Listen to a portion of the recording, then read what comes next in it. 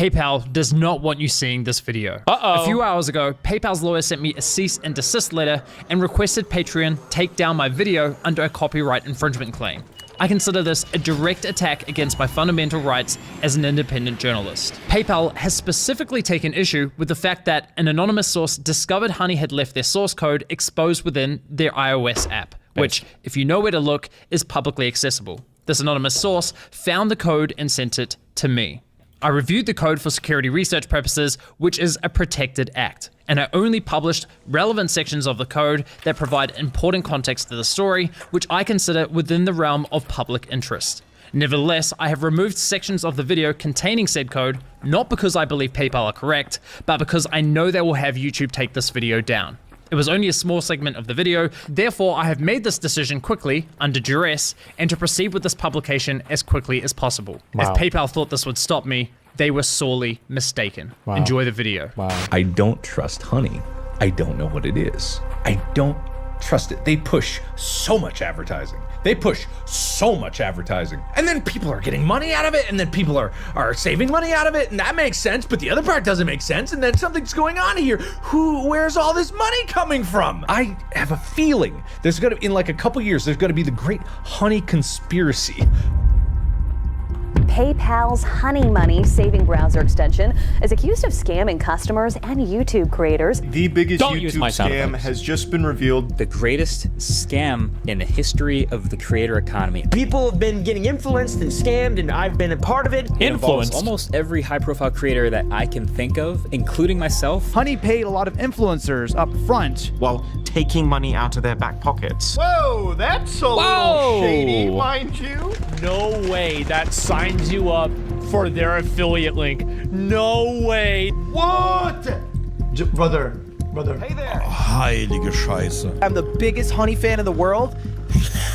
Ludwig, no! They've also been lying to consumers. They are clearly not giving the best coupon codes and discounts to users. If you have downloaded Honey, I do recommend removing it from your browser. I do think that this investigation for Megalag think I will hit lead that. to a huge class action lawsuit against Honey. So on behalf of creators everywhere, I have filed a class action lawsuit. We're suing PayPal and Honey. Gamers Nexus is the lead plaintiff in a class action complaint filed against PayPal and its property, Honey. Well, it's safe What to does say Hassan think PayPal's about lawyers this? love my last video. But don't worry, PayPal, you know what they say. All press is good press, right? Let's see. Since releasing part 1 of my investigation, Honey has lost over 6 million users, Google has changed their policies for browser extensions, blocking Honey from claiming undeserved commissions, and most significantly, PayPal has been slammed with over 20 class action lawsuits accusing them of wiretapping, computer hacking, unfair competition, consumer fraud, tortious interference, and unjust enrichment. Wow. Yikes, maybe not them. And unfortunately for PayPal, I suspect more lawsuits will be filed following the release of this video. Why? Well, you see, besides lying to consumers and stealing from influencers, Honey was also causing serious harm to small businesses. So much so that I believe brands have likely suffered millions of dollars in damages. But that's not all. In this video, you're also going to learn how Honey was collecting and sharing your data, and how they, in my opinion, illegally targeted minors through influencers such as Mr. Beast. Strong accusations, I know, but I have the receipts. I've reviewed internal data, Honey's source code, their pitch deck to investors, disturbing emails between Honey and small businesses. I've reviewed interviews, and much, much more. You're about to get insights into one of the most scummy, predatory business models I have ever seen. You'll also find out why my investigation has triggered multiple class action lawsuits against other corporate giants such as Microsoft, Capital One, Klarna, Rakuten, and Retail Me Not. Per usual, the views, allegations, and conclusions expressed in this series are my opinions based on evidence I have gathered, which will be shared throughout. Ladies and gentlemen, welcome to part 2 of The Honey Trap.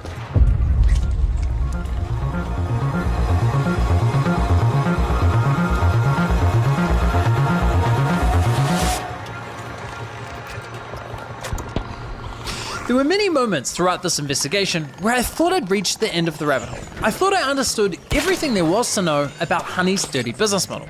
They were claiming the credit for sales they hadn't earned, poaching the affiliate commissions from content creators, and they were intentionally withholding discounts from users for their own financial gain, rendering the entire value behind their core product a lie. Kind of hard to believe it could get much worse than that, but unfortunately it does. And I realized this after noticing a strange but reoccurring anomaly.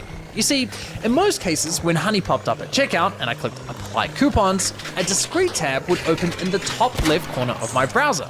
That's Honey injecting a simulated referral code, attempting to claim the credit for a sale. But here's where things got weird. Every once in a while, I'd come across a store where, after clicking apply coupons, Honey wouldn't load their affiliate link. So why not? At first, I thought it might be a bug, but quickly ruled that out after noticing the same anomaly on multiple websites. Even stranger, when this would happen, I was generally finding better deals. So what gives? Well, for the longest time, I was under the assumption that Honey would only pop up on websites that had agreed to partner with them, but I couldn't have been more wrong. And I realized this after stumbling across a post on Shopify's community forum, where a store owner complained that Honey was leaking their coupon codes without their permission. And as I read through the replies, I could see other stores had the same issue. Now, this was a pivotal moment in my investigation because it turned my entire understanding of Honey's business model upside down. Until now, I was so focused on the impact Honey had on consumers and influencers that I didn't even think to consider the potential impact to businesses. Though in my defense, Honey consistently referred to the 30,000 stores on its platform as participating stores. So one would assume that every store on Honey's platform joined willingly and with consent. Yet clearly, that wasn't the case. So I reached out to several business owners to learn more. Honey takes the codes that people use on our website, the discount codes, and makes them public to everybody who's using Honey. We started having problems where customers would get in touch via our support website saying, oh, hey, I just tried to use this discount, this 60% off coupon, and it doesn't work. I'd be like, we can look into it. Like, dude, that is not your discount. Like, how did you get that? And they'd be like, oh, it just showed up through the Honey extension. I hadn't heard about Honey before, and I was just hanging out on the couch with my girlfriend, and she made some comment about, oh, this app Honey that basically gives you all these coupon codes, and I think she asked if we were on it. I said no, and then she checked it out our website and said, oh, you actually are on it, and it's giving this 15 or 20% discount code. And so that's when I found out about it, and I was pretty irritated, mad, pissed off because I didn't know how long it had been going on for. It cost us thousands, and I haven't even looked into how far back it went, but I know we just ended the code right away. Now, if you think that sounds bad, well, trust me, it gets a way whole worse, guys. But first, it's important we understand the scale of this issue. As you just heard, these store owners clearly never consented to being on Honey, so they can't possibly be among the so-called 30,000 participating stores, right? Right. So why was Honey lying to consumers about what the if true they number were, of though? stores What if they were listed there? by its platform? And just how many stores did Honey add to its platform without consent? Was it hundreds, thousands, tens of thousands? Well, that's where things get interesting. You see, when I started combing through the business side of Honey's website, I noticed that Honey claims to only be partnered with 10,000 brands. Ooh. That's 20,000 less than what they advertised to consumers. So I figured, okay, I guess 10,000 stores intentionally partnered with Honey, and the remaining 20,000 never signed up. Now, that would already be incredibly concerning and deeply misleading. But as it turns out, the deception is far worse than that. Even more? As I continued digging, I stumbled across this file from Honey's extension called supported domains, which gets loaded onto your computer when you install Honey. And this file contains a list of over 180,000 online stores.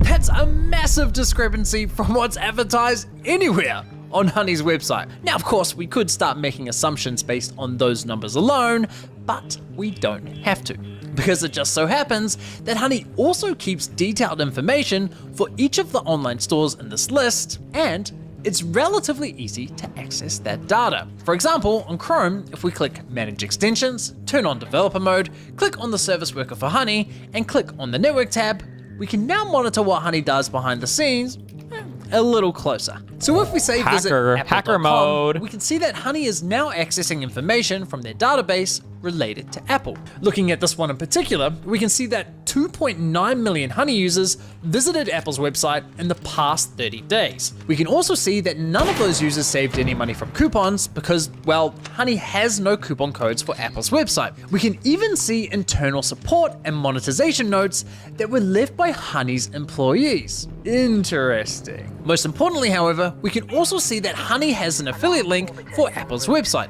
confirming that Apple does have an affiliate partnership with Honey. But if we look at the same data for, say, Abercrombie & Fitch, we can see that Honey doesn't have an affiliate link, yet Honey is still offering coupon codes for that store.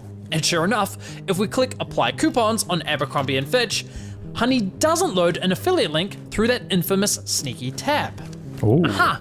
Things are starting to make more sense. So all I had to do now was collect this data for every store in Honey's database. The only problem is, collecting this data for one store is easy, but doing it for 180,000, that would literally take years. Wow. Unless, of course, you created a little program that automated the entire process, crawling through that massive list, scraping Honey's data store by store, and neatly organizing the most relevant data points into a nice, easy to read spreadsheet.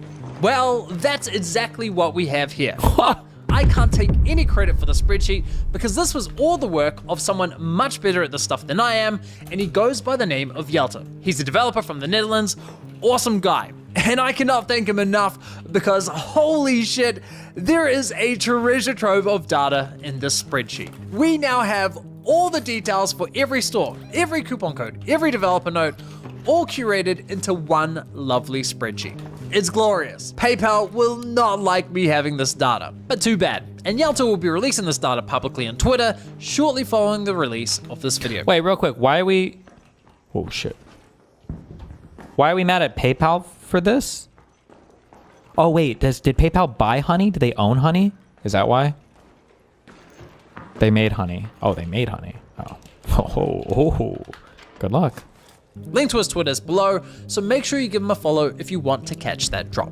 Alright, so now that we have the spreadsheet, we can finally confirm that at the time this data was collected, Honey supported 35,000 stores with affiliate links and an additional 146,000 stores without affiliate links. Damn. So yes, there was some truth to their claim of supporting 30,000 participating stores. They just conveniently left out the eeny-weeny fact that they dragged an additional 146,000 stores onto their platform, presumably without consent. Now, without consent, like this. rape? If you're Honey and your platform supports 180,000 stores, surely you'd be screaming that from the rooftops, right? 180,000 sounds a whole lot more impressive than 30,000. Honey knows that, so why hide the real number? Clearly, Honey decided that keeping this little secret to themselves outweighed the benefits of advertising it. Now, as a consumer, you might be thinking, so what if Honey leaks a few coupon codes? Even if a business never gave consent, surely that would just drive more sales for the business, right? Well, it's not that simple. Why? Well, you see, coupon codes are more than just discounts for consumers. They're also a vital marketing tool for businesses. Virtually all coupon codes have a strategic purpose behind them. For example, many online stores will offer a 10% discount as an incentive for signing up to their newsletter. The consumer gets a 10% discount, and the business gets you... By the way, quick fuck you for all of you guys. And I saw people typing this shit about Steam as well. I like how you fucking retards will defend regional pricing or selective coupons for stuff like this because you think it's a good idea, which it is, by the way. But then when it comes to pharmaceuticals, you're like, actually... Every single country on the fucking planet should be charging the exact same fucking dollar amount for every single fucking medication. Otherwise, it's literally billionaires murdering everybody. Like, regional pricing, for some reason, can't possibly exist for pharmaceuticals, but it can for every other product that you consume. I hate all of you. Email address for marketing. It's a simple tit-for-tat exchange. But if Honey snatches up that coupon... DGG viewer. And makes it available to everyone, well, now the business is losing 10% while gaining nothing in return. The entire purpose behind that coupon code gets destroyed, stripping away any incentive for the business to continue offering it. But it's not just newsletter coupons. Stores will also offer discounts to reward and maintain loyalty, like offering exclusive VIP codes to repeat high-value customers. Many businesses will even offer specialty discounts to military veterans or first responders, just to show their appreciation. Oh my But also, God. some businesses have private discount codes like 50 or 80% off that are strictly intended for use by employees or friends and family. So when Honey comes along, finds all of these codes and hands them out like candy to its millions of users, not only does it cause a negative strategic impact, but it also causes significant financial harm. In fact, this has become such a significant problem for online stores that there are now multiple paid services to help e-commerce stores block extensions like Honey. Even well-known retailers are paying to prevent these issues. Now, you might be wondering, how on earth does Honey get access to private coupon codes like employee discounts if they're not available to the public? Yeah. Well, I came across this marketing podcast where they discussed the issue. What happens is if I have Honey, for example, Yeah. and I'm one of your best customers at your e-commerce store, Okay. and you decide you're going to do a promotion for your VIP customers. Yep. Maybe it's a flash sale, and you send me a special code. I go to your website. I legitimately have that code from you. I type it into the promo code field at checkout. Okay. Because I have Honey in my browser, it is able to scrape that code then and give it to everybody who uses it. We've seen codes like Military Hero 30, clearly intended for a veteran. And then in another case, even worse, in another case, my CEO found a men's apparel brand where they had a $75 off coupon code, but they didn't set a minimum order value. And so people were able to get unlimited merchandise for free as long as they have their order value at $75 or under. Wow. Okay, that's insane. But I have to admit, at first, I was a little skeptical of the claim that Honey was snatching codes from users without their consent. Because whenever I entered in a coupon code Honey didn't recognize, the extension would always ask for my permission before taking it. Or so I thought. But as it turns out, the moment you type in a coupon code, Honey immediately sends that code directly to their servers, and then they ask for your consent. How do I know? Well, you see, a developer who would like to remain anonymous noticed that Honey leaked their source code inside of their iOS app. Whoops. So this developer extracted the code and sent it to me. We can actually further verify this with a live example. Watch what Honey does in the background as I enter in this coupon. Okay. Honey realizes that it doesn't have this code yet and asks for my consent to share it. But look at this. Before I've clicked anything, Honey has already sent that coupon code to their server, including the details of how much money that coupon saved me, all without my consent. Now, Honey might... Well, hold on. Oh, wait, he's about to say fuck. Because I was going to say... Stop! With the robots. Wouldn't they have to send it to the server to know whether or not to ask you for consent to take it because they don't know if they have it otherwise?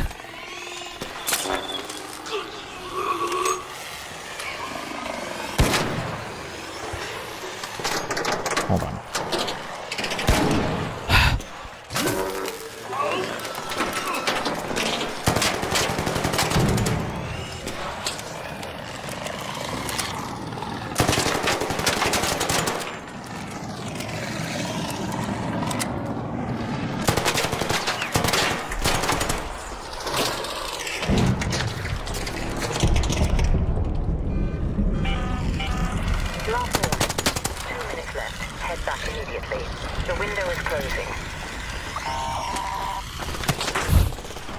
Somebody come and put me out of my fucking misery, please.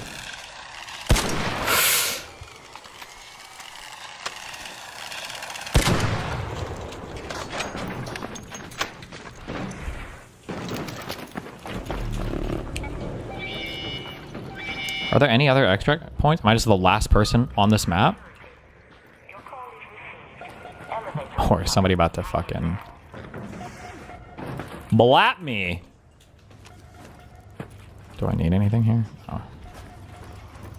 Please blap me.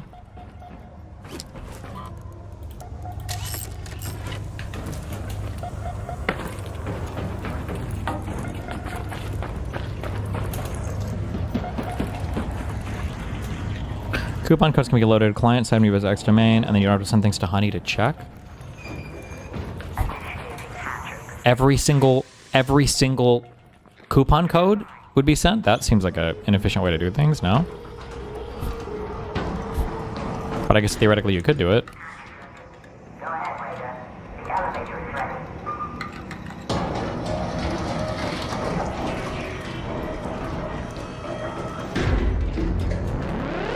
argue that if you click don't share, they never actually use those coupons. And maybe they don't. Maybe those codes just sit in their database doing nothing. We can't say for certain. Oh. However, if you read Honey's privacy policy, it explicitly states that they collect data such as coupons, promo codes, and deals you found. So while they ask for a user's consent, their privacy policy clearly allows them to take that data without it. So, I mean, what they should do is go to somebody like Linus or I don't know, somebody with a large store, and then have them create a unique code, and then have somebody install the Honey app, and then use the unique code they created for an individual on the store, and then wait a week or two and see if Honey starts suggesting that coupon code to somebody else. That'd be a good way to test that, right? See if they're actually banking it and then suggesting it to others. Why does this matter? Well, it matters because when private codes get leaked, businesses don't just lose money, they're often left in the dark, unable to trace how those codes were exposed in the first place. I've personally found several coupon codes through Honey that were clearly intended for private use. What? This one coupon I found worked like a $35 gift voucher, meaning I could make unlimited free orders, provided my cart value was $35 or under. When I alerted the business, they appeared to have no idea how the code had been leaked. Now, believe it or not, this nightmare for online stores only gets worse. Oh my God. So we usually use discount codes as a way to track when influencers or partners are sending traffic to us so that we can identify the sale was attributed to that influencer and pay them a commission. So I think we saw one code started to get used like way more, and we were like, wow, we're paying this influencer so much, they're doing so well, and I was like a little bit suspicious. A lot of times discount codes are the only way for you to understand if a YouTuber that you love and would love to partner with is actually driving incremental value to your business. Those codes would immediately get picked up by Honey, and then they'd be used hundreds of thousands of times. And you'd be like, all right, like not only does that negatively Wait, does this guy kind of look like Crackhead Dexter a little bit? impact our business, it was for that audience, but we have no idea which podcaster we should continue to support. Now, if you're someone who listens to podcasts, you probably know exactly what Chip is talking about here. When brands advertise on podcasts, affiliate links aren't always practical. Listeners could be running, driving, or doing the laundry without easy access to a computer. So, instead, brands will provide podcasters with a unique coupon code. And each time the listener uses that coupon code at checkout, the podcaster earns a commission. Wow. Just like an affiliate link. So these are not your typical coupon codes. Behind them, you have an influencer that's trying to earn a living, you have a business paying to promote their product, and there's usually a contract binding the two together. Regardless, Honey will step in, leak the codes to users, disrupting that business relationship. The result? Not only do brands end up losing money from the leaked discounts, on top of that, they're streamers are losing money. Undeserved commissions to the influencers whose codes got leaked. It's easy to imagine how quickly something like this could spiral out of control. In fact, one business owner on Twitter reported losing $100,000 from this exact issue. And he only realized it happening several months later. It's no laughing matter. And if you think this is a huge win for influencers because they get paid a bunch of undeserved commissions, that's where you'd be wrong. Well, think again. I mean, we basically pulled all out of the podcast realm because there was really no way to figure out how to attribute any successes or failures. We basically can't do that anymore because as soon as a code becomes used by one person, it's suddenly used by everybody. Wow. This is a nightmare situation for everyone involved, but not all businesses are affected equally. Honey's actions are especially devastating for small businesses that lack the resources of larger brands. The big retailers can push back. They have dedicated marketing teams, advanced analytic tools, and the legal muscle to respond.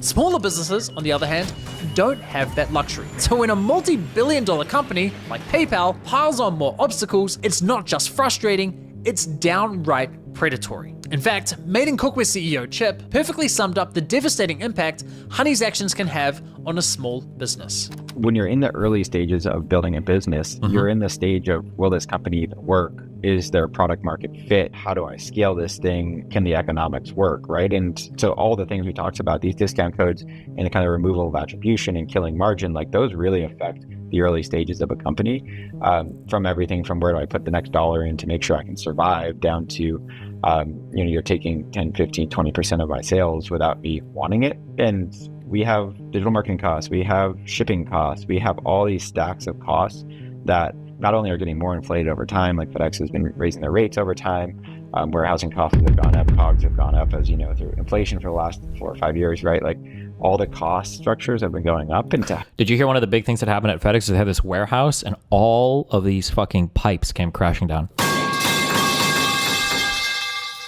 Have someone just stealing and compressing the actual revenue you want, like puts small businesses in a real squeeze. It's just really disappointing, and like it doesn't even work, because at the end of the day, like you need to make the numbers work. And if Honey is going to steal 10% of your revenue all the time, you're gonna have to raise prices at the end of the day to make up for that, right? And so it's not only not effective, but it makes it worse for the consumer. It compresses for the small business owner any margin, and it's just like a really awful business model. Like we've been so mad at them for so long. Really sad. And Chip's point about the impact to consumers is especially important. If Honey's eroding profit margins from retailers and they're forced to increase prices, well, that ultimately affects consumers. Now, as you'd expect, these businesses don't just let these issues slide. Naturally, they reach out to Honey to complain, asking to be removed from the platform.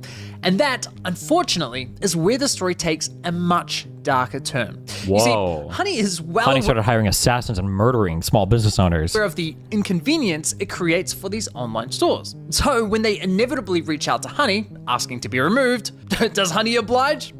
Of course not. Instead, Honey goes, how about this? We'll give you full control over which coupons go live on our platform, but only if you partner with us. I kid you not. In fact, Chip was kind enough to share his email exchanges with Honey from 2020. And you need to see it because holy shit, it's bad. Now, it is a long email chain, so I'm not going to read the entire thing, but you're welcome to pause to read the bits I skim over. Hi, I am the CEO of Made in Cookware. Please remove us from your app. You've scraped a private friends and family code from our checkout and put it on the platform for others to use. We've lost a bunch of revenue. 4 days later, Honey responds with, hi Chip, thanks for reaching out. Honey supports over 40,000 stores online, and we always prioritize protecting the Honey experience for users by supporting available stores and displaying. What is happening with this codes. loading screen? We can absolutely remove the code in question. In order to protect the Honey experience for our users, we typically do not remove codes unless we have a working relationship. I mean, right off the bat, they're basically saying, we won't compromise the experience for our users unless you pay us. Damn. Classy. We'd love to discuss how we can work more closely and partner with your brand. Chip replies the same day, we don't offer affiliate deals to coupon sites. We'd like to be removed from your site and extension completely. With the sales pitch not going to plan, Honey brings in their global partnerships manager, Kelly Rodek, who explains to Chip that his leak code was added through Honey's user-generated coupon functionality. No surprises there. She completely ignores his request to be removed from the platform, only offering to remove the leaked employee discount. Chip replies the same day, our friends and family code was listed on your site. That was an internal code meant for a small group of people that was never published anywhere. Our whole site can't be removed from your app. Honey only responds a week later, confirming they removed the employee discount, but again, completely ignores Chip's request to be removed from Honey. Chip responds immediately, pushing for an answer, but they ignore his email completely. A month later, and Honey leaks another private discount code. Hi, please remove from your app. That is a private code behind a private employee perk login. This should never be public. I don't understand how you feel taking a private employee perk and making that public to the world is helping our business. Honey responds confirming they removed the code, but instead of taking responsibility, they try shifting the blame onto Chip, suggesting his employees might be responsible for sharing the code with Honey. But given what we know about their system, I'm willing to bet Honey were responsible for the leak, not Chip's employees.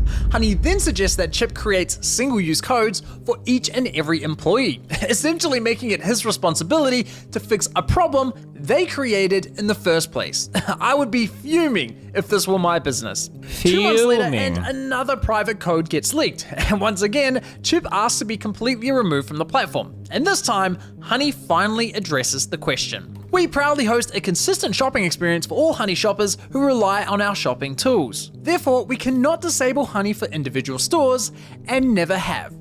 Never have, huh? Well, that's interesting. Because it just so happens that Andrew from TrueGrit Texture Supply also shared his email exchange with Honey. And would you believe it? He was dealing with the exact same Honey employee as Chip. And while Honey attempted the same sales pitch with Andrew, they did eventually remove his store from the platform. So yes, it is possible, and yes, eventually remove. I wonder what he said. And while Honey attempted the same sales pitch with Andrew, they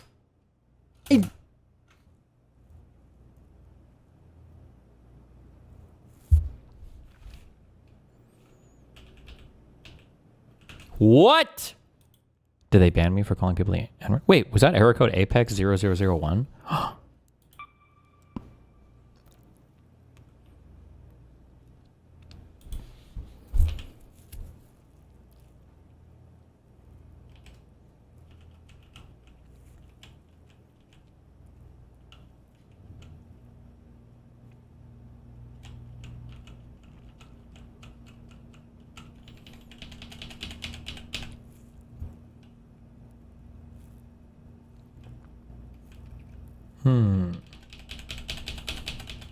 Andrew, they did eventually remove his store from the platform. So yes, it is possible, and yes, they have done it before. Once again, we've caught Honey in yet another calculated and deliberate lie. And make no mistake, it was deliberate because this employee, Kelly, confirmed the removal of Andrew's store just 1 month before assuring Chip that Honey had never removed a store before. Honey clearly has the capability to remove stores, they just choose to enforce that decision selectively. Keep in mind, Honey knows exactly how many of their users are visiting a given store and how much they are spending. So I'd speculate that this selective enforcement comes entirely down to which stores Honey believes will make them the most money. Now for the record, I didn't even get through that entire email chain between Chip and Honey. It goes on. And this behavior is not an isolated incident. It's a pattern.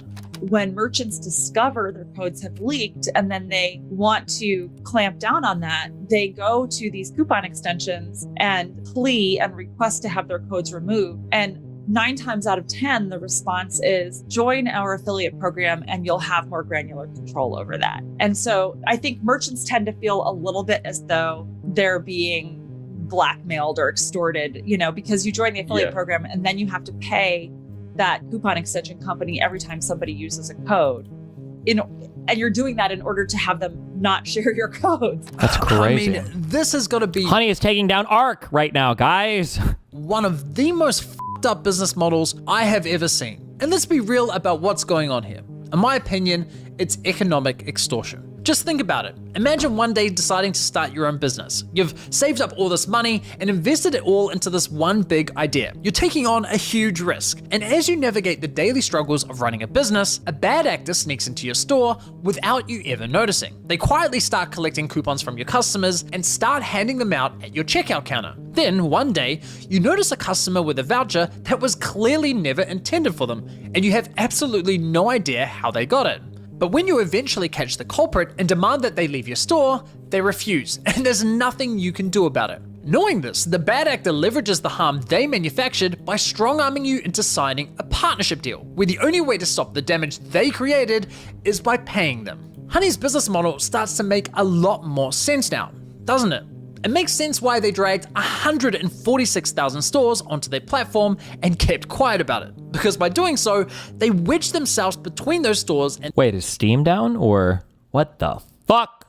Their customers, disrupting, interfering, and ultimately taking control over their coupon strategies. And the only way for those stores to regain— Just the store? Why would the store being down affect Arc Raiders? Gain some of that control is by paying Honey. I mean, why else would any of these stores partner with and pay Honey if they're already on the platform for free? The answer is simple. The stores don't pay for inclusion, they pay for exclusion, for damage control. It makes sense. Now, to be clear, I'm not suggesting that all of Honey's 35,000 partnered stores were coerced into joining their platform. I'm sure many signed up willingly. After all, Honey does offer a cashback program, which some stores genuinely like to offer users. And just look at the glowing case studies on Honey's website. Some of the numbers they throw around make partnering with Honey look like an absolute no-brainer. Increased average order value, reduced cart abandonment, that's music to the ears of any e-commerce store owner. But of course, if the benefits were truly as good as they say, you'd expect that brands who partner with Honey never look back, right? Well, here's a little statistic Honey doesn't want brands to see, and it's from their own data. This right here is a list of stores that, at some point, tried a partnership with Honey, then decided, yeah, no thanks, and ended the partnership. Wow. There's 15,000 of them. Wow. That's 15,000 brands that, at some point, were partnered with Honey, but no longer are. And this is based on the limited data I have access to. The actual number is potentially a lot higher. I think that says a lot more about the value Honey can bring to businesses than any of their case studies. Given everything we've uncovered about Honey so far, it really makes you wonder, why on earth would a Fortune 500 company like PayPal sink $4 billion into buying this company? Sure, Honey was making some sweet affiliate revenue, but still, that's a lot of money. To put that price tag into perspective, the platform you're watching this on, YouTube, was acquired for just $1.6 billion. Combine that with the acquisitions of Instagram and Twitch, and it still equates to less than what PayPal paid for Honey. Wow. A coupon browser extension. Well, Honey brought more to the table for PayPal than its ability to churn out mountains of cash. They also had 17 million users worth of data, and as it turns out, lots of it. Remember in the last episode how I said, if a product's free, it's likely you're the product? Well, we're at that part of the story now. You see, while Honey was handing out bottom of the barrel coupon codes, they were also tracking your shopping habits and collecting a ton of data along the way. In fact, Amazon of all companies began warning users that Honey was a security risk. What? Stating, Honey tracks your private shopping behavior, collects data like your order history and items saved, and can read and change any of your data on any website you visit. They even recommended uninstalling the extension. That was somewhat surprising to me, given how much Honey played into the whole "you can trust us with your data" narrative. Actually free, not like selling all your personal data free. Does Honey Uh-oh. sell user data? No. Uh-oh. This prompted me to investigate Honey's data collection practices, and what I found was, unsurprisingly at this point, pretty darn concerning. Hilariously, the first thing I noticed when auditing Honey's website was that they explicitly assured users that, hey, what we don't do is sell or share your data. But the moment you click the link to their privacy policy, the first thing you see is how we share your data. Excuse me? Red flag number one. Now, this privacy policy was packed with vague language when it came to what data they were collecting and how they were sharing it. So I dug deeper and came across this incredible investigation by a German nonprofit called Data Request, who advocate for data privacy online. And they dug into Honey's data collection practices by submitting what's known as a GDPR right of access request. For those unfamiliar, under European law, anyone living in Europe can ask a company, no matter where it's located, for a copy of all the personal data that company has collected on them. Okay. So two of their members, Benny and Malta, both Honey users, each submitted a GDPR request. Their data revealed that Honey was systematically tracking their browsing activity across every website it considered to be an online store. They also collected timestamps, unique user IDs, device IDs, operating system info, geolocation details, and the full URL of the page visited. What? Now, Data Request showed that from these logs alone, Honey could infer some incredibly personal insights about a user. Here are just a few examples from Benny's data that was collected in 2020. Honey could see that on February 13th at 2:57 PM, Benny viewed an iFixit guide on how to swap the DVD lens on a Nintendo Wii. They could see that Benny checked an AliExpress order 13 times, his order ID fully visible, including the fact he opened a dispute for the order. They could see he had a Microsoft Family plan and that he added a new family member to his Office 365 account. Honey also knew that Benny looked for an Airbnb in Berlin for 2 adults from the 4th to the 5th of March. And apparently Benny had issues with his iPhone because he viewed an Apple support page on how to reset his passcode. On March 23rd at around 5 PM, Benny watched a documentary called Scanning the Pyramids on CuriosityStream, a service he subscribed to just an hour earlier through YouTuber Tom Scott's affiliate link. And apparently Benny's a gamer because he redeemed a game on Steam with the serial code 5HGP6. You get the point. All that information could be inferred from just 27 page views, but in total, Honey collected over 2,500 pages of web activity between just February and May. Okay, Honey Bat, I got it. Next video.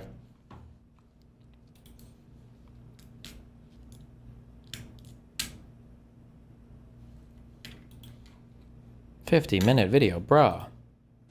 You may recall earlier this year when the Trump administration deported... Wait. Cory Booker, nice. I don't want to get YouTube DMCA'd for this.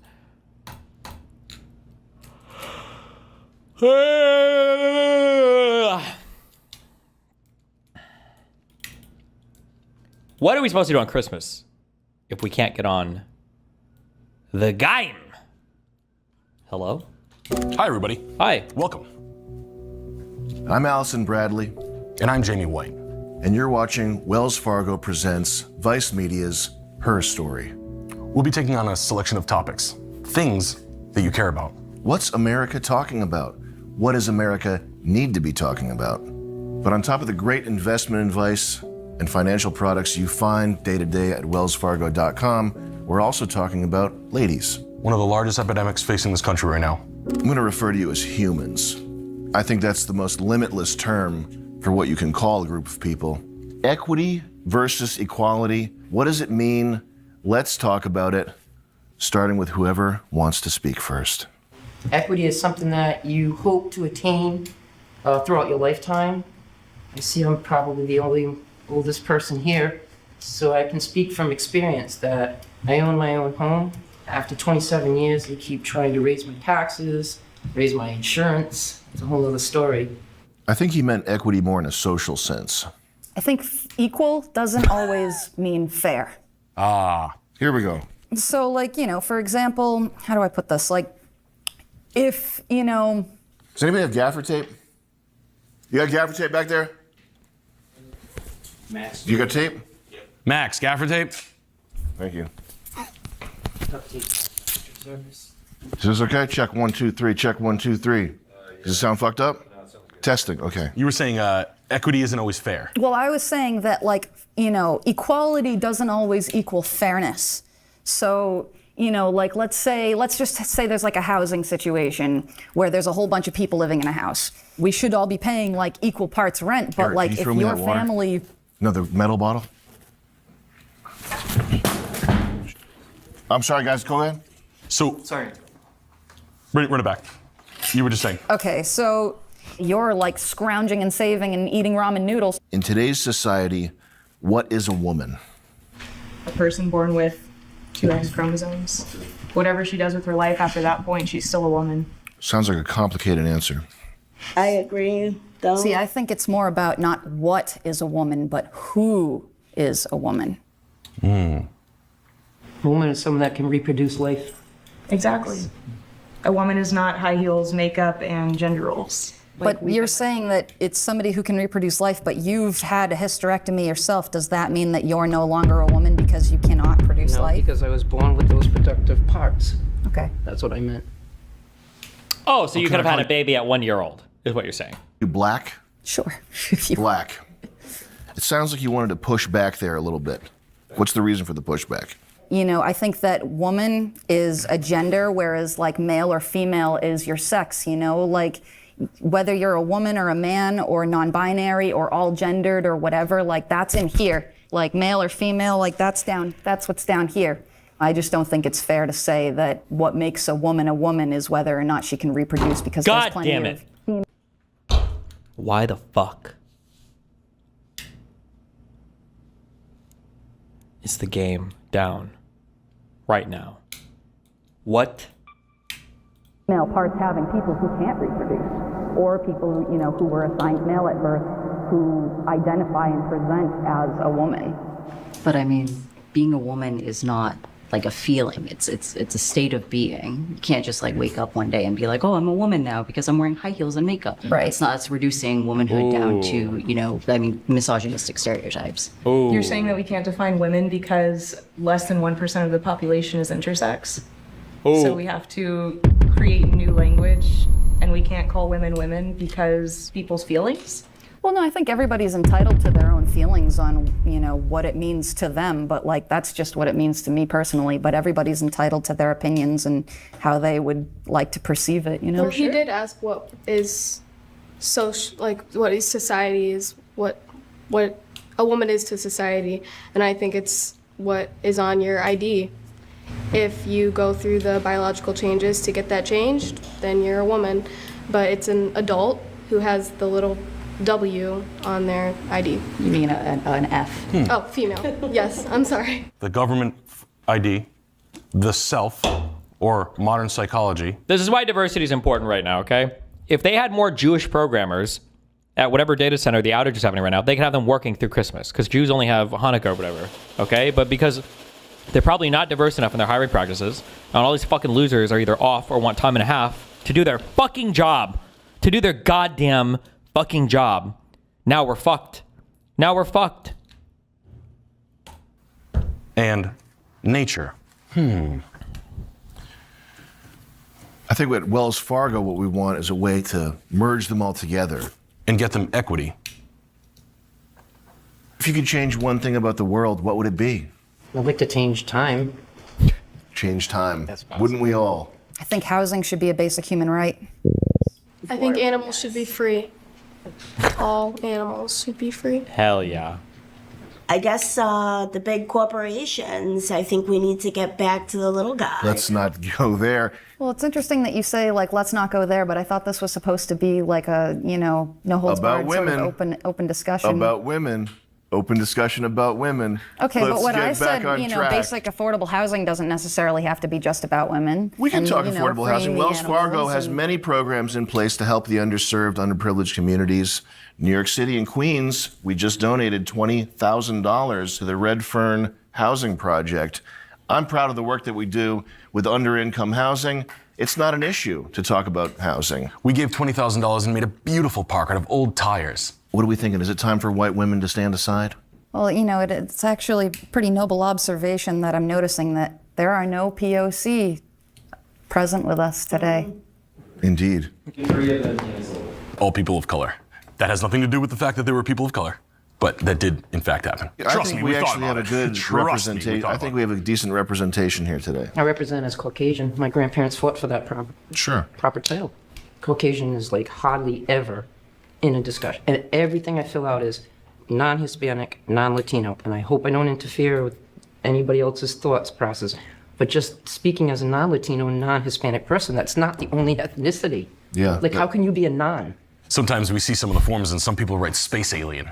I think some white women do need to stand down, just because the privilege gets out of hand sometimes. Not exactly the privilege, but the savior complex of I need to represent these groups when a lot of the groups didn't ask for it and don't need it. But the thing is, these people wouldn't have a voice if it weren't for white women. Or nobody would listen.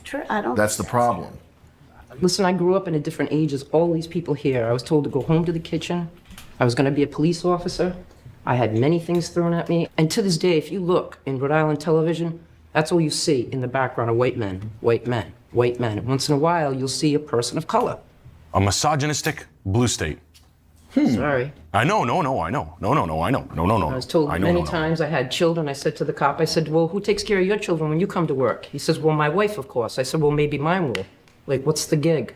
Right. What's the problem with that? I need a job. He goes, well, there's many men that need jobs. They have families to support. No child support. Yeah. And so I struggled, whatever. Maybe Wells Fargo can help you with some financing to provide those for you. No, my rate's lower than it is right now, but thank you. Excellent. Well, we'll definitely keep in touch. What is it with men's obsession with female body hair? What's going on there? I've seen both sides of the spectrum. I dated a guy who didn't like me to shave at all, nothing.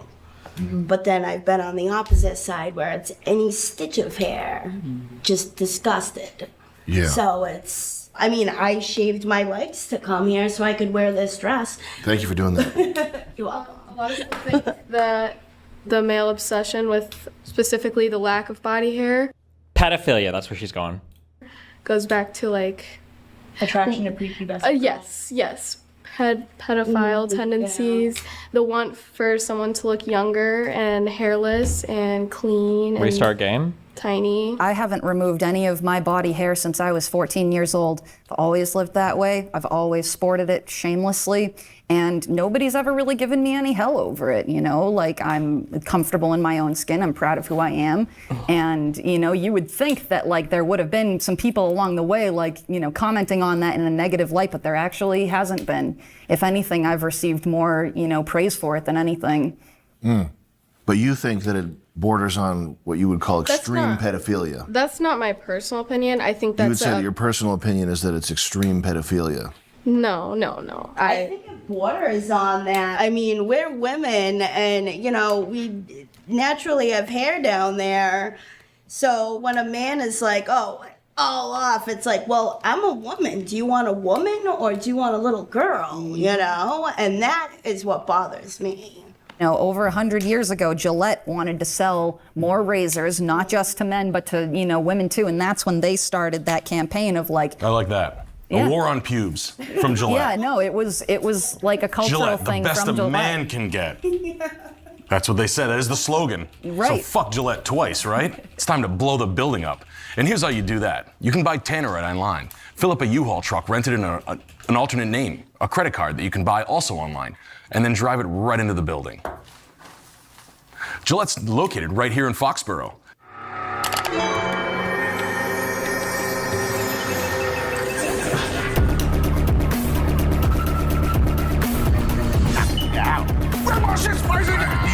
Treated like a slave. What? Years ago, they're back. Yeah, you're a good guy. You're a good guy. Imagine being a 40-year-old guy that's like, hey, we'll let you in the front. Like, you got a hamster. Like, no problem. You just hold. The game is not up. Whoever said to restart was a liar. Is this a satirical comedy skit? Yes, it is satire. Congratulations. Love to go over three people always head off. Dude, you're so gifted. How'd you get so gifted? I'm up. I don't know what's gonna happen.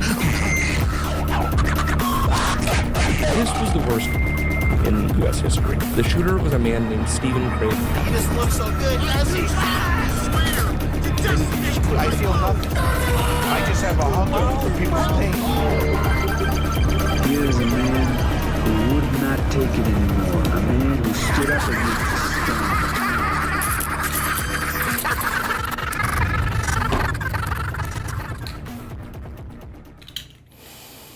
The act of what people would traditionally think of as heterosex is inherently violent.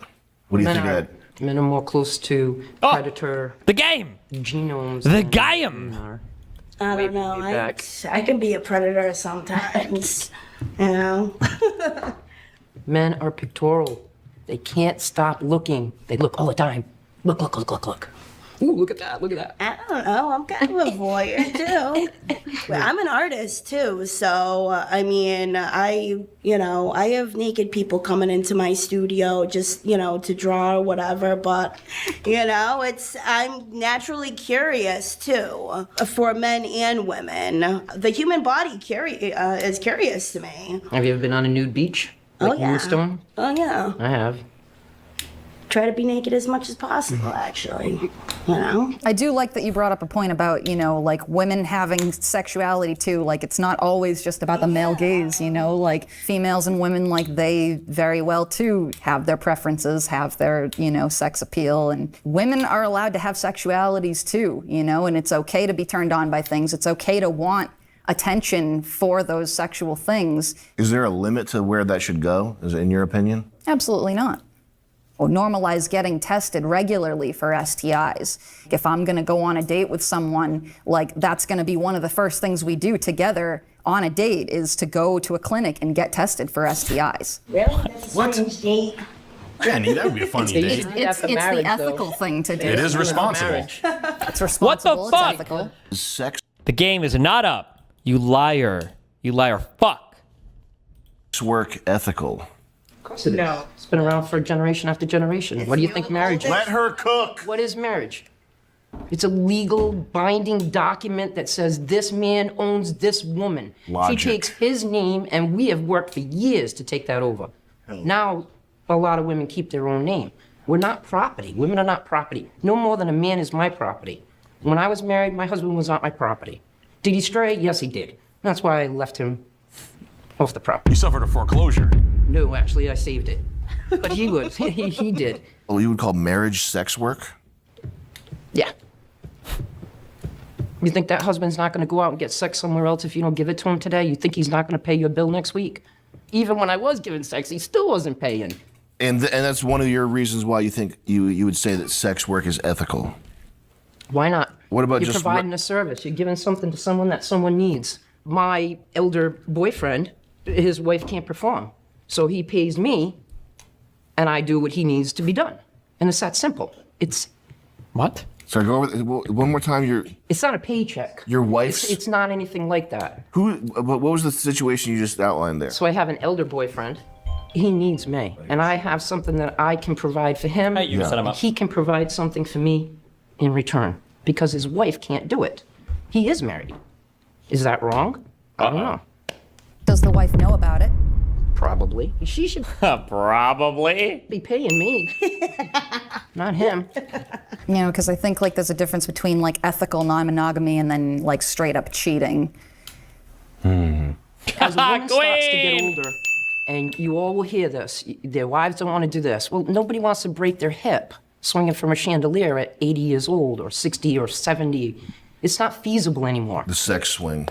You understand? It's just not that Doesn't feasible. work. Who wants to break a hip No more over stand-up that? 69. Too dangerous at that point.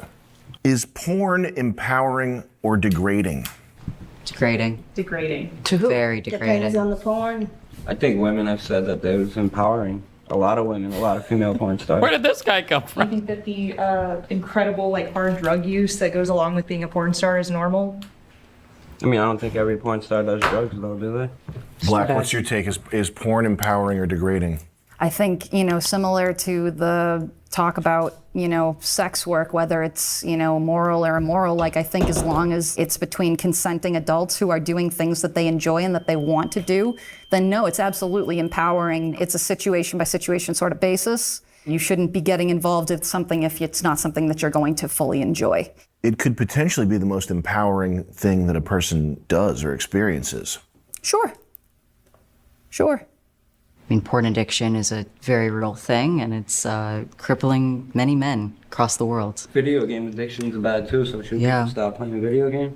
There's addictions for everything. Just because somebody's addicted to a specific thing, I don't think that us as a culture should stay away from that thing. If you have an addictive personality, you should know, I should stay away from this thing that I'm addicted to. Yeah. Not that the world should stay away from it because this one person's addicted to it. I think there should be more regulations These are around both the people- consumption and the viewership of porn, and These are as well as the making of it too. These are both people that fully consented. They know what they're doing. They're not forced into it. How do you know that, though? So you think that when someone signs a contract to perform such and such acts, after they sign the contract, they're performing, he wants to do something different. She already signed the contract. She already gave her consent. She can't do anything about it after that point. What do you mean? They already are usually know what they're going in there to do. There's a director. They're fully aware of what they're They going in there change to scenes all do. the time. Okay, so I mean, if she doesn't want to do it, she can fully say no. I'm sure. No, she can't. She signed a contract. She knew it's a job. These girls look at this as a job. I don't know if you've ever watched porn stars get interviewed before, but this is a fully I'm very a job familiar for with them. porn star exit interviews. Yes, So that- absolutely. They're fully aware of what they're doing when they go in there. You think all of those women consented to having their, you know, their rape shown to the world? So because of this minority of things that are happening, So you don't think women should be safe? what is that? You don't believe women should be safe? That I never kind of said porn that. isn't okay? I never. Well, if we're speaking to porn, I'm saying the minority of what she's speaking about, rape videos and all this stuff, has nothing to do with the majority of consenting It has adults. everything to do with the industry. $1 million making porn stars. I don't even really know where we're at this point. Like where I'm supposed to. Like. So some might argue that sex work is the only ethical form of work in a capitalist society because it's women reclaiming their bodies from patriarchal capitalism. What do we think about that? A woman can be empowered taking back her power from the patriarchy by doing other forms of work as well, like becoming a mason or doing, you know, certain types of like home improvement or like I don't think that's happened infrastructure. once, becoming a mason. I don't think there's a single female mason. construction workers. Yeah, I did home improvement stuff for quite a long time. You know, I learned how to do like, you know, floor tiling and carpentry Putting a and clock painting. back together is different from cutting stone, though, don't you think? I did mason too. And it was hard for me to get recognized and like fully respected in that they would usually want to hire men for that kind of stuff. So because like I was a woman, like I felt more empowered to do those types of jobs and be recognized for it, as difficult as that was. I've always been more inclined to male trades and whatnot. I mean, I was a masseuse for 10 years, and then I got into, well, painting, art, but I'm also a professional house painter. They treat you like a moron, even though I have a lot of skill in that field. I'm not a dummy, you know? I can do this shit. My wife would say they would just quit right away because they can't hang. I can hang with the best of them. I couldn't wear anything revealing. I worked for UPS. I couldn't wear a spaghetti strap shirt while I was, you know, sorting the aisle because the guys down the other end of the aisle, which were all guys, were like, and the packages were falling off the conveyor belt, and they're like. Did you win a discrimination lawsuit? I did. Yeah. I was just curious. 2, actually. And in order to keep the men in line, you get rid of the women, and that's how you alleviate the problem. Back to work, boys. Let's go. Stop being a workplace heartthrob. You stud. I know. I just got that porno written all over my forehead. Porno queen. May I ask y'all, if you weren't a painter and you weren't in the military and you both did porn instead, would that be just as empowering? Would you feel super empowered that the men who you worked with before would see you in that way? Maybe. I'm gonna lose it. Where the fuck is my game? She's not porn personality. Maybe she doesn't have that Massage, personality. so, you know, I got a lot of, you know, questions asked. Do I do this? Do I do that? Or whatever. I asked if it would be empowering. Me personally, no. Not every person is a porn actor. Depends on the porn. I don't know. Like, you can't take this I'm guy asking who's about on the the ethics camera. of it, dude. No, but you're like, oh, well, you were a welder. What would you have done porn and felt just as good as you did when you were welding? We're Like, talking that makes about no if porn is sense. empowering, Let's not grab what the she did camera with guy her and be life. like, hey, will you go act in this porn movie and feel just as good at the end of the day as you do on the camera? No, because if he wanted to do that, he would do that. He wouldn't be on a camera. He would be in porn. Are you done? So it just doesn't make sense what you're doing. Are you familiar with the forced sterilization of children in India? Children. Eric, did you need something? Yes. I don't want to interrupt. No, actually. Is anybody familiar with K's down the street? They make wonderful sandwiches. I'm unfamiliar with these people. So Sam Hyde does a lot of like irony parodied stuff or whatever. And the those 6 women are probably legitimately actresses, or not actresses, people that they got off of like a Craigslist ad or something to get people to come and give their opinion. But Sam Hyde is like a quasi neo-Nazi who fucking hates women, so the whole skit is just to basically make fun of feminists. Yeah. Yeah. Is anybody hungry? Oh, yes. Yeah. Yeah? Getting to lunchtime. Order me anything. Steak and cheese is really hot. The steak is fantastic, I promise, if you're a steak eater. You can get Swiss, provolone. Steak and cheese with Swiss and no mushrooms. Same thing. And you want the same as this too? So 3. Okay. Do you want both onions and mushrooms? Yes, please. Okay. Can you just get me a soda? Just a soda? Okay. What kind of soda? It doesn't matter. Thank you. Italian's good for me. Italian? Yep. Grocery. Do they have Italians? They do. Of course they got Italian. Everyone has Italians. Everyone's This is got Rhode Italian. Island. They're ruining the neighborhood. Just kidding. Let's do a veggie sandwich. Just get a steak They and brutalize cheese. the vegans. She's getting a This is steak one and of those cheese. places where they brutalize the Steak and vegans. cheese with some They got the Swiss. least vegan options you've ever seen. You're eating like a green pepper, like an apple. Frank Sinatra, 60s Italians. They don't give a shit about gluten or any of that. They're pigs. I used to be vegan and I got, my blood type couldn't handle it. I got very sick. For real? Yeah. So I'll do a steak and cheese. If they've got cheddar, and extra mayonnaise, no veggies or anything. If they don't do cheddar, then American's fine, but they'll probably do cheddar, right? Cheese and... Describe your ideal man. Probably tall, masculine, but also a bit feminine. People are saying the woman in a leather jacket is a plant that she's acted in Sam's stuff before. That could be true. Someone that's understanding and cares about me and loves me, and that is strong with their beliefs and is creative. Well, you know, I'm not really into men all that much, but like if I had to say like my ideal Okay, I'm bored. What's going on with Veritasium? Am I retired? That is the question I will answer in this video. And you can skip ahead to the answer if you like, but I think it'll make more sense if I explain. You know, I started this YouTube channel in 2011 after quitting my full-time job. And welcome to Veritasium. In units of kilograms, I was teaching around 15 hours a week to pay the bills. This is but the other 40 to 50 hours per week I spent making videos on this channel. And I didn't do it for the money. Gives mass to the other subatomic particles. I don't think anyone who started at that time did, because there was basically no money to be made.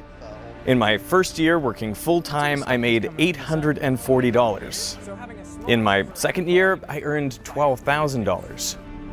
The real reason I made Veritasium is because it allowed me to combine the three things that I always loved doing the most: learning about science, teaching, most. Veritasium, second year, I earned 12.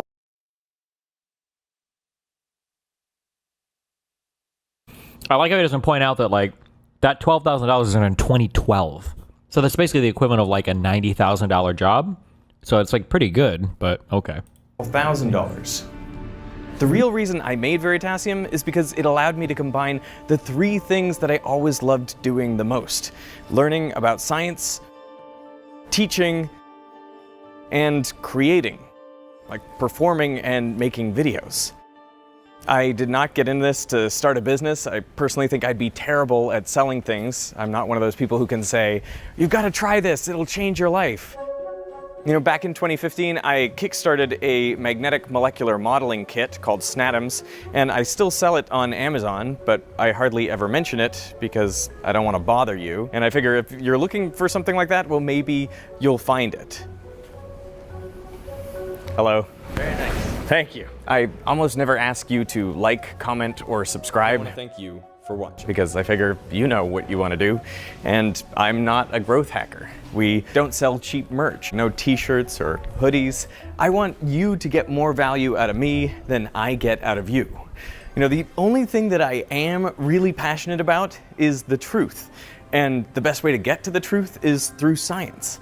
Our universe is an extraordinary place, and I think most people go through life oblivious to how it actually works. How does the boat go forwards? Yes, okay, but then, well, again, well, I know it does, but again, I don't have all the answers. I think that's not just unfortunate, it has real negative consequences. To give an example, in 1958, Dr. Benjamin Spock published in his book Baby and Childcare that babies should be put down to sleep on their fronts rather than their backs to prevent them from choking on their own vomit.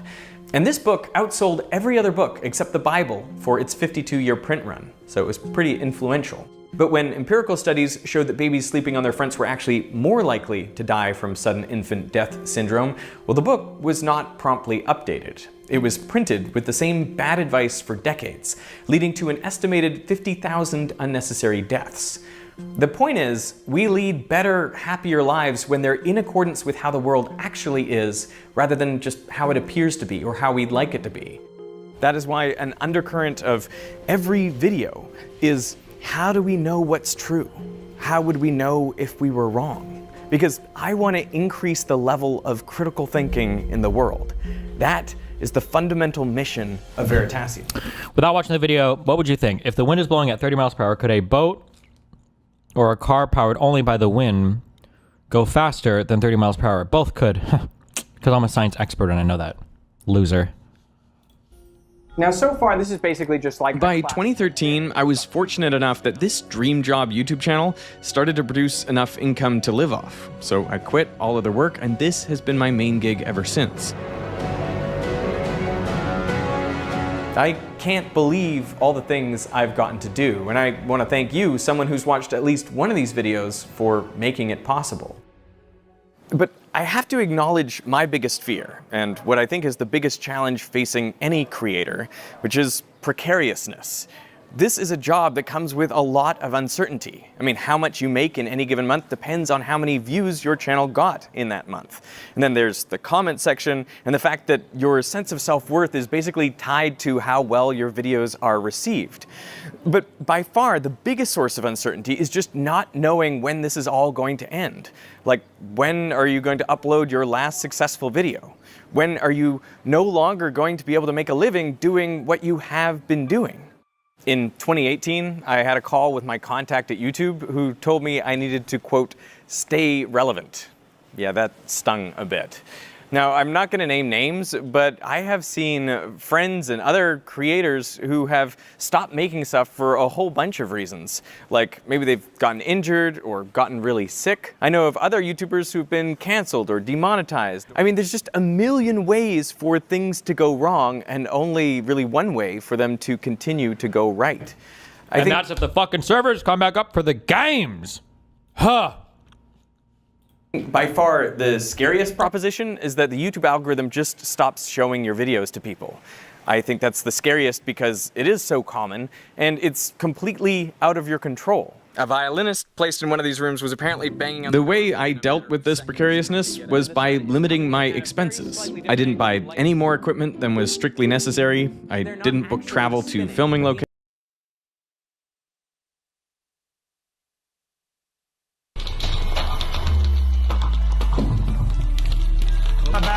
Wait, did he just beat Borson's record? Yo, not bad PB. PB for rank at least. That was actually really nice. Best Christmas present. Yo, now It was fake ranked run. Fake seed. Okay. But that was so good. I was so hard. I was so hard. But if someone else was flying me out, I might try to tag on a shoot. That is Chernobyl nuclear reactor number 4. I did all the research, writing, filming, and editing myself. Even the crappy animations? Yes, all of that was me. As long as it was just my time going into this channel and me depending on it for survival, I was okay. Hello, and thank you for supporting. When I had my first kid in 2016, I launched a Patreon to try to ensure that I could always take care of my family. But the channel continued to grow. It grew to a size where it was ridiculous that I was still doing everything myself. I was working all the time. I am perhaps the slowest editor you will ever meet. So I should have hired an editor, but hiring takes time. And on how many days was hiring someone at the top of my priority list? Well, 0, because I was always focused on making that next video. There's been a number of missions like that. Now I did eventually start hiring people, but not because I was looking for them, just because they... Oh. The answer's gonna be no, I'm not retiring, but I'm gonna be featuring other people on my channel. Boom! Found me. I mean, the first person I worked with consistently was Johnny Hyman, and I only found him because he recognized me in a Chipotle. He is ridiculously talented. He's researched and written for this channel, plus he's edited, done VFX, made simulations. He's even written and produced music, original music for videos, and you're listening to some of it right now. I hired Peter Lebedev because he did a PhD with my old PhD supervisor. I hired Emily Zhang 20 minutes into a Zoom call and told her to move across the country. I found out about you through a friend, Zyla Foxlin. I remember I just got a text from you and I was like, oh my God, Derek Muller's texted me. You're like, oh my God, Veritasium, Mr. Veritasium is texting me. And you were just like, can you hop on a FaceTime later today? I was like, well, this is a different... Did she just fucking dox him? Hello? interview process. We talked for half an hour. Yeah. And then I said, do you want to work with me? Do you want to fly to LA and work together? And I was like, I guess. And how soon? And you were like, as soon as you physically can. The only person I actively sought out on a job board was my editor, Trenton. My 2 main animators, Ivy and Fabio, I got through cold emails. What did you say? I said, are you looking for someone to help with the animations? And he said, yes. Ivy sent me an email saying, I've seen your animations and I think I can do better. It wasn't so straightforward. I was slightly offended reading the email, but I was also like, well, if you think you can do better, let's see it. We also got our first intern, Casper, through a cold email. And we said, yes. No, you said no. We said no? You were like, we can't do that right now, but would you like to research, write, and produce a video as a freelancer? Oh. And I was like, that's crazy. In short, I wasn't very good at finding people, but if they found me and seemed decent, then I was happy to give them a shot. By 2021, I had this talented little team of writer-producers, animators, and an editor. So you might think that I could delegate tasks to them and work fewer hours. But what actually happened was the opposite. I was working more than ever before because I had to prepare things for them to do and I had to train them up. You know, I was still editing about half of the videos, and for the other half, I would often drive across Los Angeles in the middle of the night to pick up a hard drive from my editor, because this is the fastest method of data transfer that we were. What, buddy? Number one, that's not the middle of the night. Number two, what are you guys transporting there? To pick up a hard drive from my editor, because this is the fastest method of data transfer that we worked out, and then I would drive back home, upload the file, and launch the video by 6 a.m. I pulled more all-nighters that year than any other year of my life, including university. There were many nights where instead of tucking my kids into bed, I was downstairs in the office. There had to be a better way, right? Physical transport of data is still the fastest way to transport data. It's just the amount you would have to physically transport would have to be a huge amount of data. But especially back then, upload speed sucked. Bro, if you could get a line that was like 50 up, that was like God moded. That was God moded.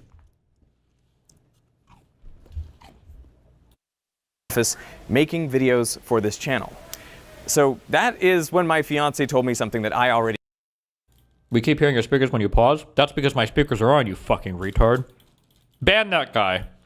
Knew, which was that this was not sustainable. And yes, she was still my fiance, because even though we got engaged 7 years previous and had 3 kids together, we hadn't found the time to have a wedding. So the timing was kind of perfect when in 2022, these 2 guys, Owen and Ian, approached me about investing in Veritasium. They had started a company called Electrify with the stated aim of helping educational creators build better businesses and achieve work-life balance. We loved Veritasium for what it had been doing for, I guess, 13 years at that point, and we just want to keep that going and do more and even more of that great stuff. So the deal they offered me was this. They would buy some of the business, but I would remain an owner. They would take care of things like hiring, production, logistics, corporate compliance, taxes, all that sort of stuff. And they would reduce my working hours. So it was kind of the perfect offer at the perfect time. I never wanted to deal with hiring and taxes and all that stuff. I just wanted to make videos, Okay, I'm leaving. I'm going to sleep. I'll be back at 3 a.m. What is happening? Who's down right now? Who am I supposed to be mad at? Is it Amazon? Is it AWS? Is it Oracle? Who's mad? Or who's down right now that we need to be fighting with? Oh, that's always what it's been about. Learn about science, make a great video. Plus, with the cash they would pay up front for equity, well, that would reduce the precariousness of being a creator. Especially at a time when AI was coming on the scenes and shorts were just starting, there was a lot more uncertainty than usual. And this would allow me to always be able to provide for my family, which, most importantly, with fewer working hours, I would have a lot more time to spend. So it was kind of a no-brainer. I signed the deal in April 2023, and since then, Veritasium has been owned and run by me and Electrify. Now, I've seen some comments concerned with how the investment will affect the channel, which I totally get. I mean, would they cut costs, reduce the video quality, and just pump out way more videos to boost short-term profits? But fortunately, you don't have to wonder what Electrify will do, because we've already been working together for nearly 3 years. So I can show you what we have done. We have produced some of the most successful videos in the channel's history. In fact, the 3 videos you collectively have spent the most time watching were all produced in this period. The videos on forever chemicals, blue LEDs, and black holes, white holes, and wormholes. Videos like these have steadily increased the amount of time that people are spending watching Veritasium. In fact, the last 4 months have seen a record amount of time that people are spending watching the channel. Since the deal, the number of subscribers on the channel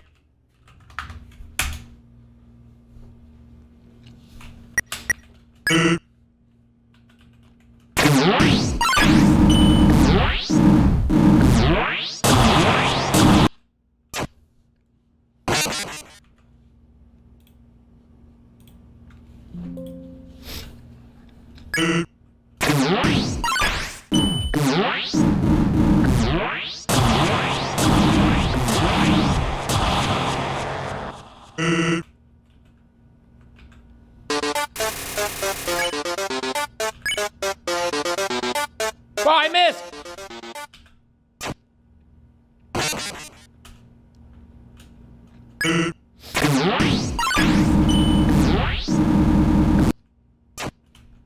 How do do I make my heart go up after he does the thing? Is there no way to... Am I just supposed to hold up? Hold up. Well, that didn't work. Thanks.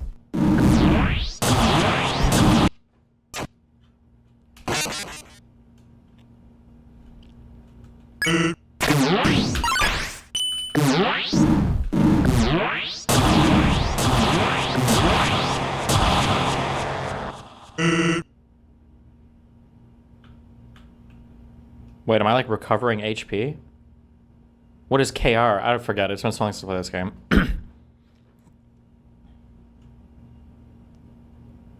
And now I'm at full HP? Or am I at 1 HP?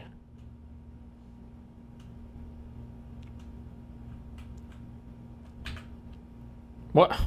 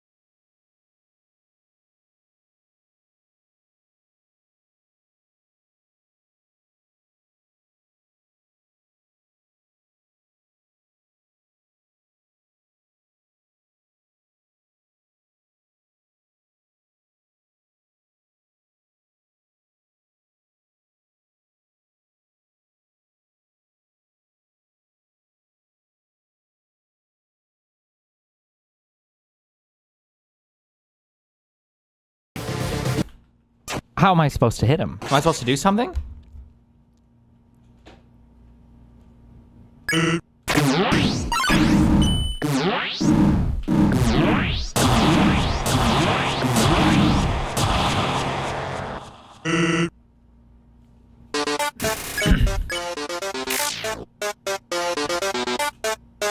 Oh, I wasn't watching, sorry.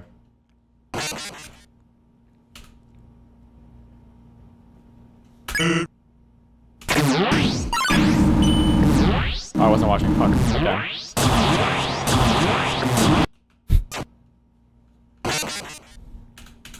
Okay.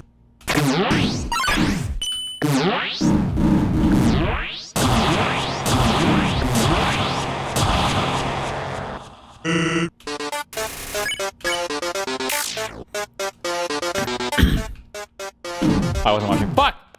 Fuck!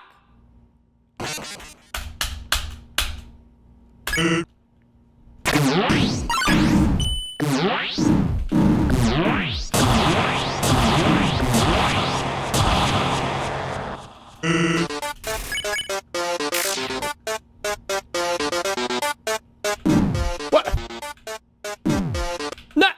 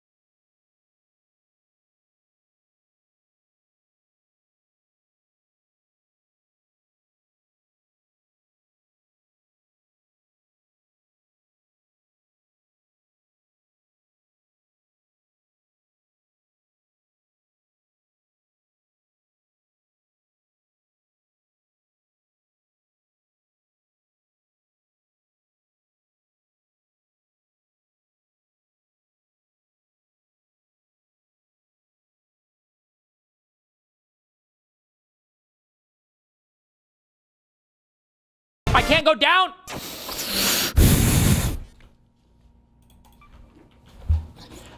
The game is never coming back. Good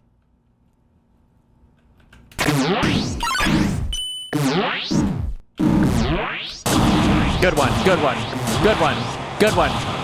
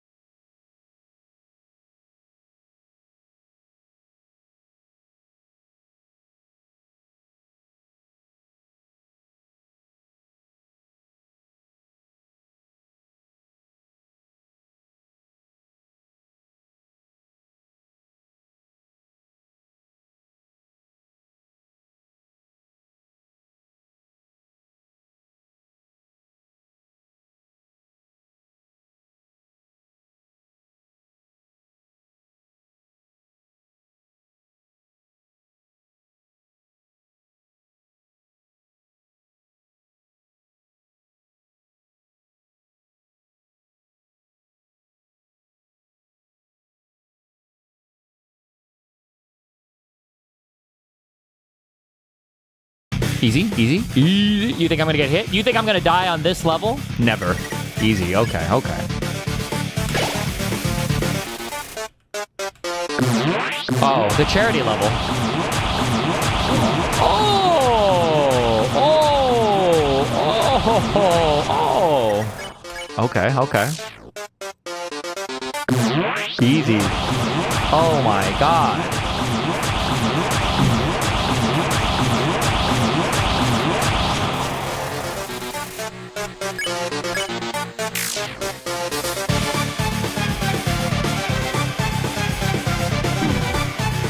No!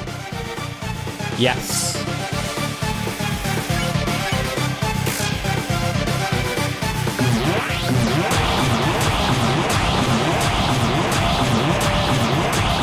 No! Oh my god!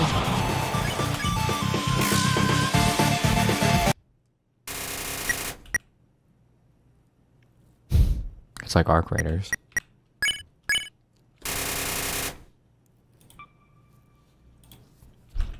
Do I have to kill him?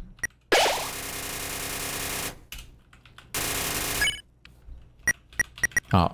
What? There must be a way to go back. Oh, looks like I have to push every button on the keyboard until I find out what it is. No! It wasn't that one.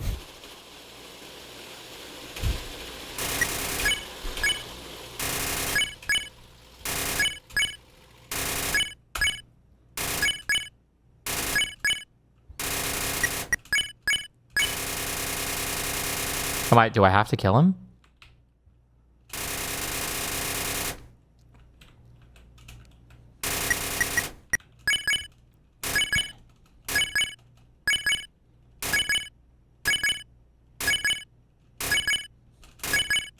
Yeah, I heard if you do it 33 times.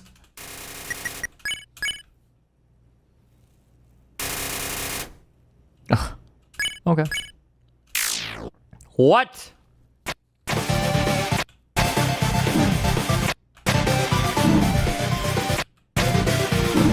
Nice. My graphics card is dying. Good one.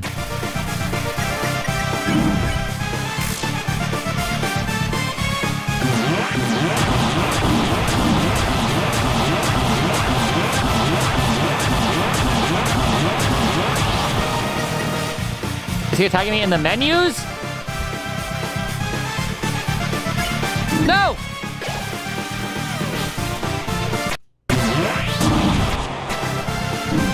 Well.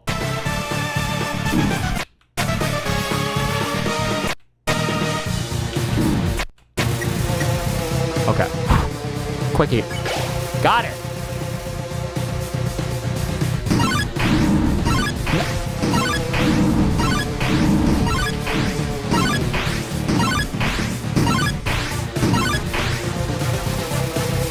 Well, now I'm dead.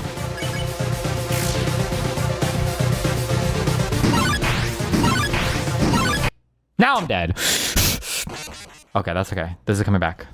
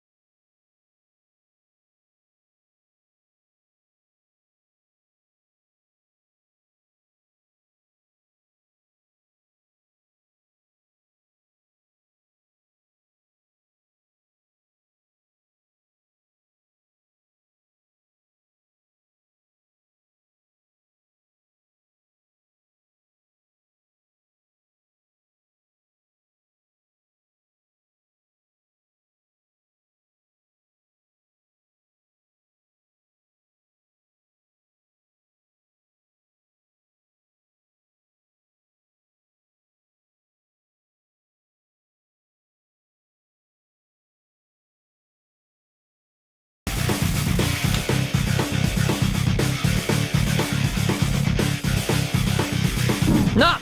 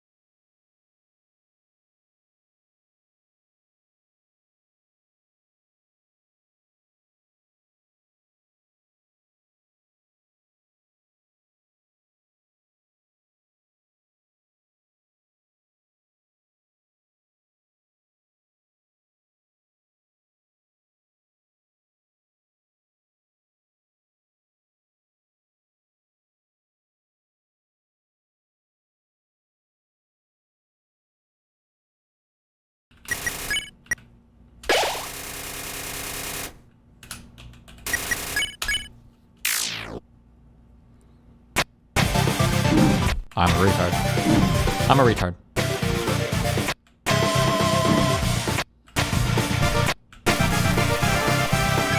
No!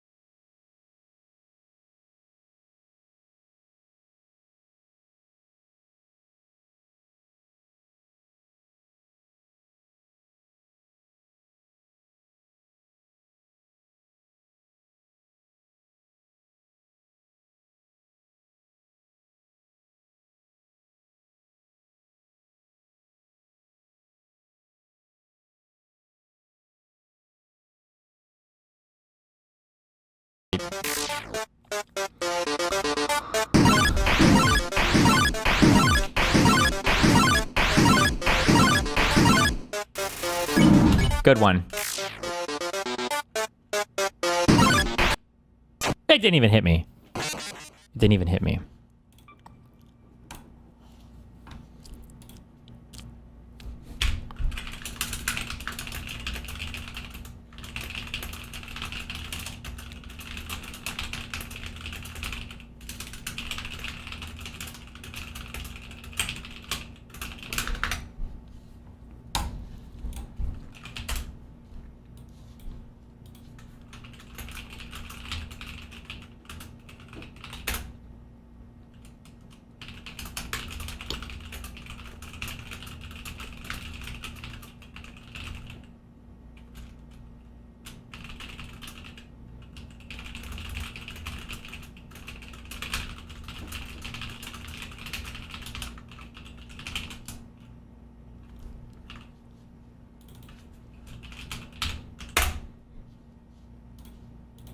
Okay.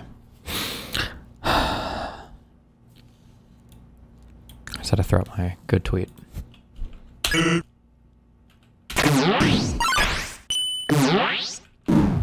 Ah, just kill me, kill me, kill me, kill me, kill me, kill me, kill me, kill me, kill me, kill me, kill me, kill me.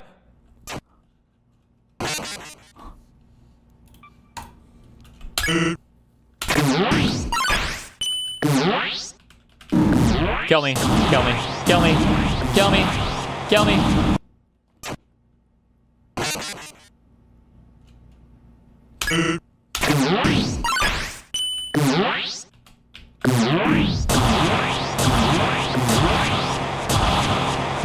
We'll take that.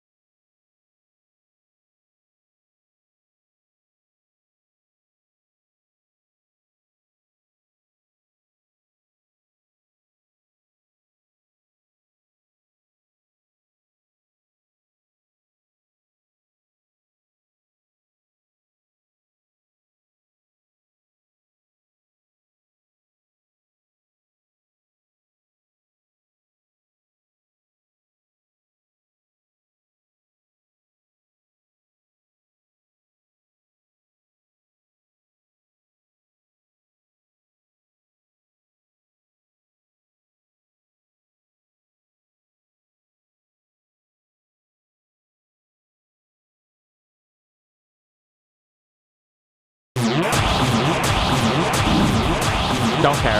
I wanted to get hit.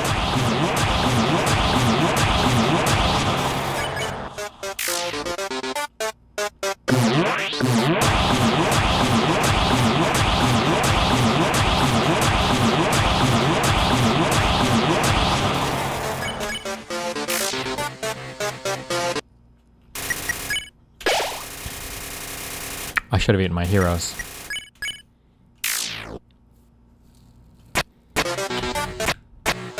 Easy. Easy. What? Glitched. That glitched. That glitched. Oh, it came from the other side.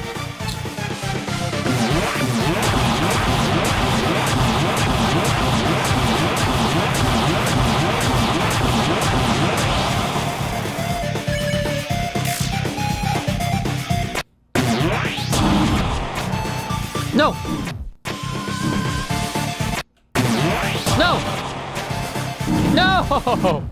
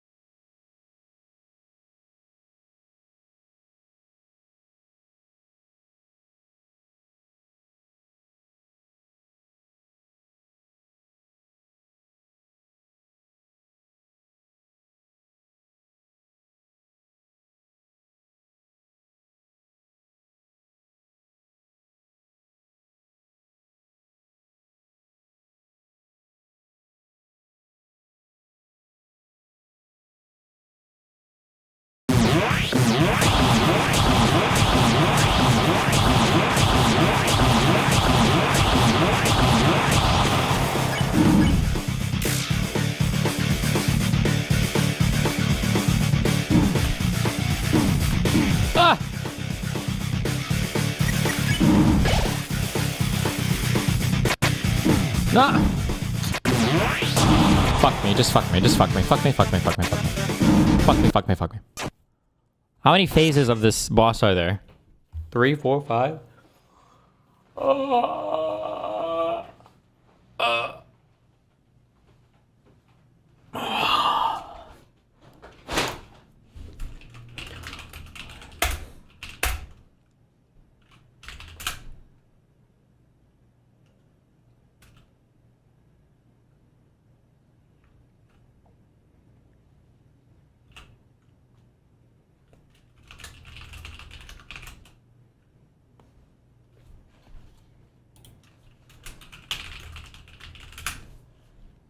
Why did Fishmom get banned in Kick Chat, guys?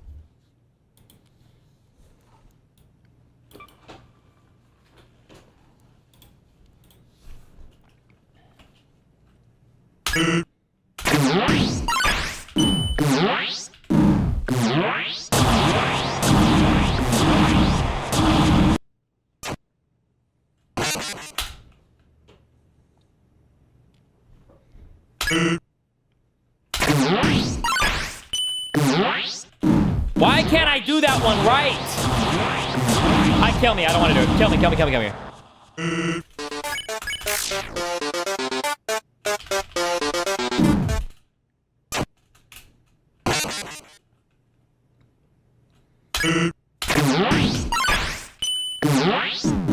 I'm retarded, that's why. Kill me, kill me.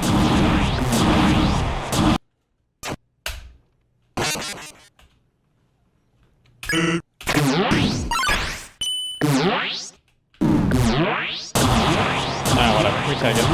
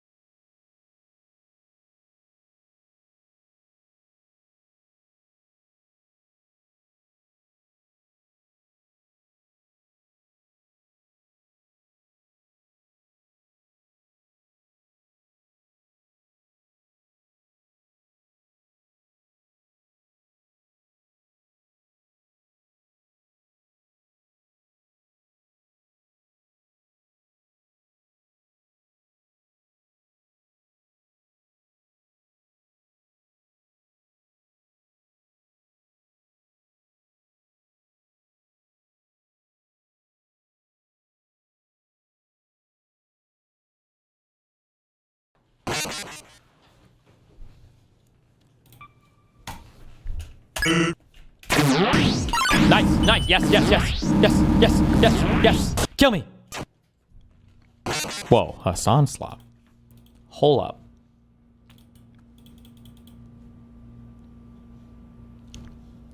Damn. It's a bad year for my fucking haters, dude. You know what?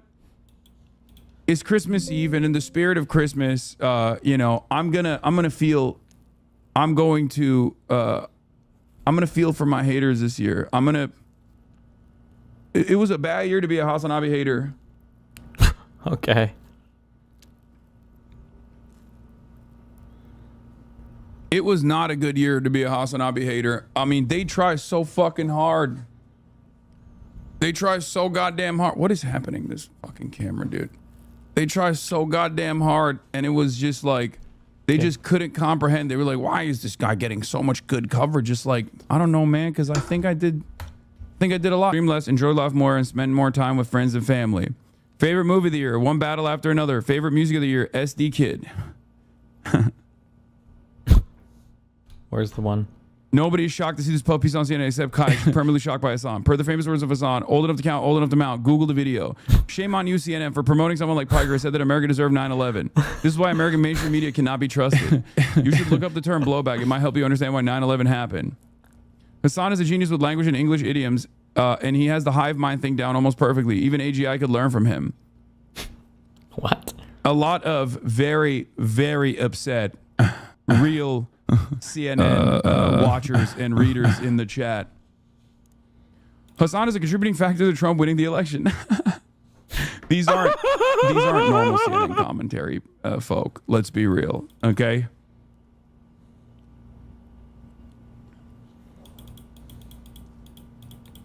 These are the last gasp of Redditors who still, under every article or under every mention, go, but remember when Hassan was talking about Israel and was very negative about Israel? Let me try to paint him in a bad light because he was very mean to Israel.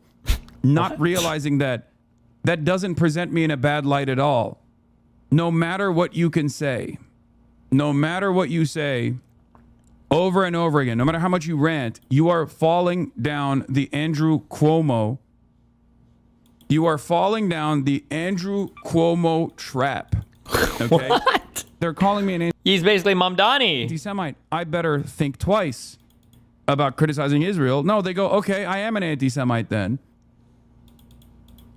And people just don't understand it. Like, these guys who keep doing this don't understand it. And I think that's part of the reason why they now move on to different targets. Like, oh, he's fucking killing his dog. He is a dog terrorist or whatever. But like, that kind of stuff is never going to reach to the same level as salience. Okay. All right. Well, here's what we're doing. I'm holding my breath until the game comes back. That's what I'm doing. Here we go, guys.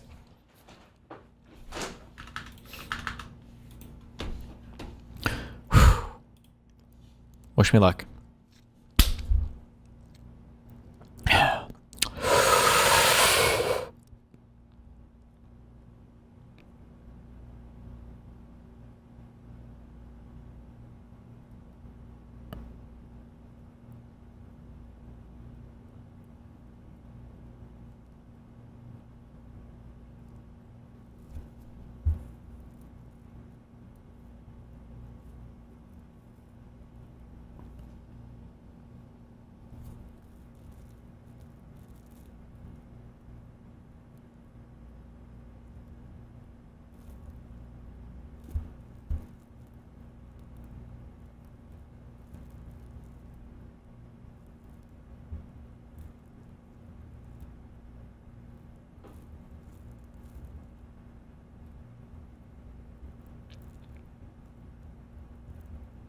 I can't do it. I don't even have the...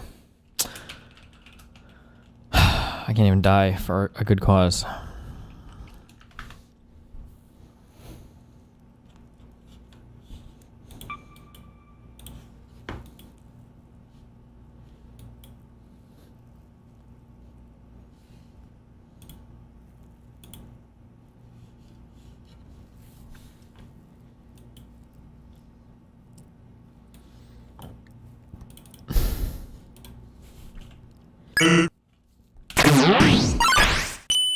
way too loud now. Fuck.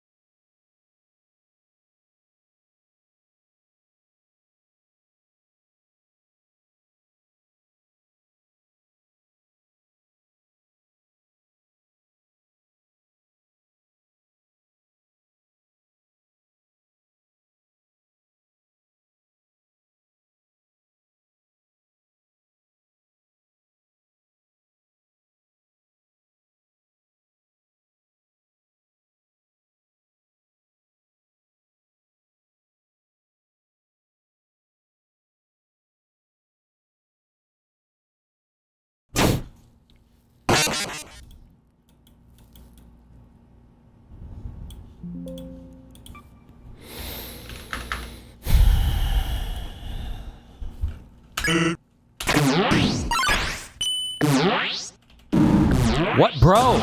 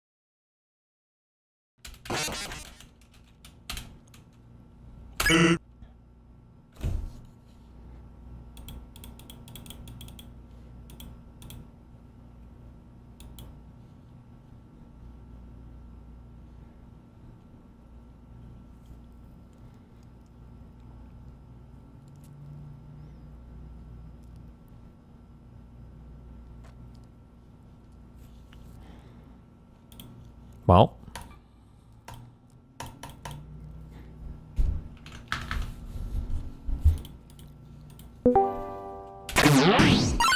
God damn it. Who joined, you fucking piece of shit? Shut up, bitch. You were losing at this game anyways. Yeah, What let's the say fuck you even beat is it this? one time. What do you mean it's How about we Undertale? do- Oh, how about we because do you're a not a type real racer? gamer. Do a type racer, but you only use one hand. How about that? What the fuck? Because I'm old.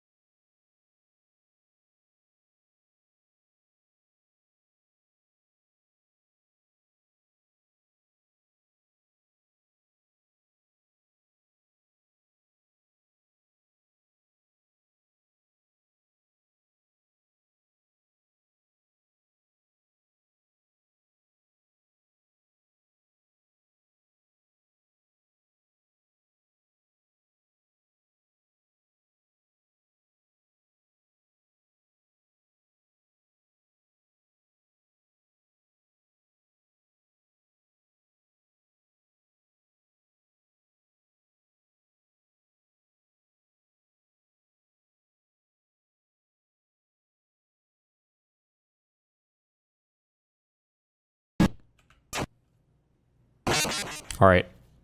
I'm done. Going to bed for real? I have no... Unless I get through this perfectly. Okay, one more time. Hold on.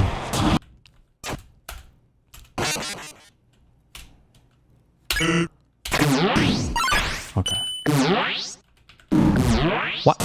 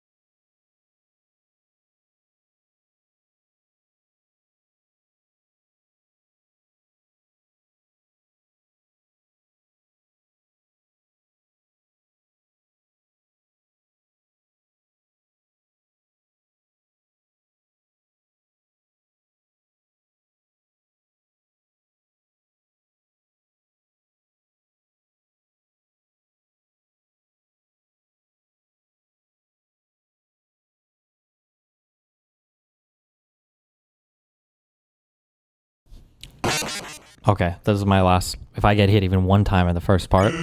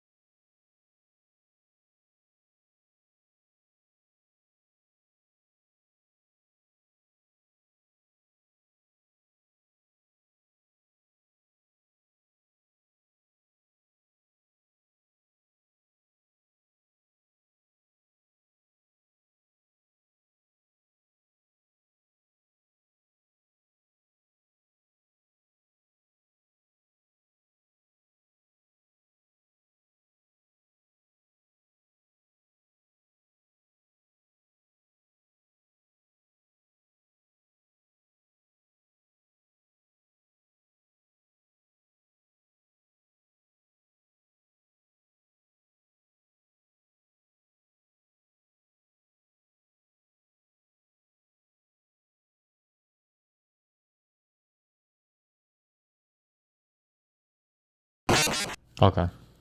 I'll be back at 5 a.m. I'm sure, guys. Okay, be careful. Wait, 5 a.m.? Yeah, Why, probably what, for because Santa? I'm going to sleep and I'm probably going to wake up at like fucking 4. Because now I'm Santa bored. Claus. You can't be waking up at 5 a.m. You're going to catch Santa. I'm going to fuck coming Santa down. Claus. Oh, really? Mm-hmm. Well. Yeah. Okay. Be careful. Bye. Wait. Or no, you don't What? have to wait. Bye. Okay, what can we connect on today?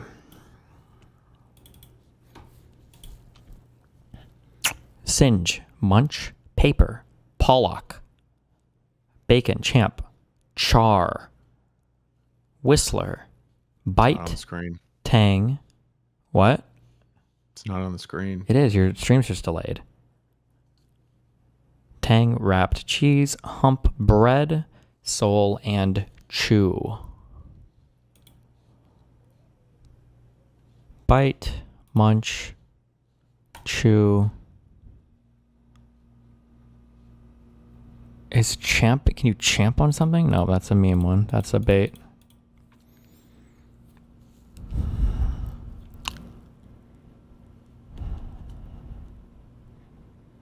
I saw Steven fucking Santa Claus. Stop. I'm gonna beat you up.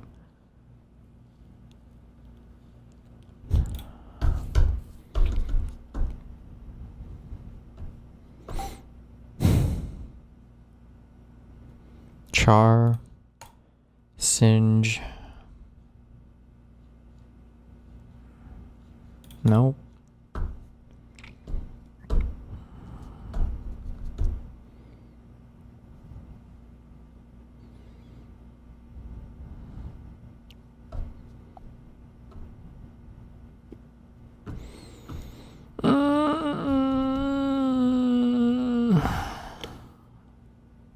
What'd you ask for Christmas?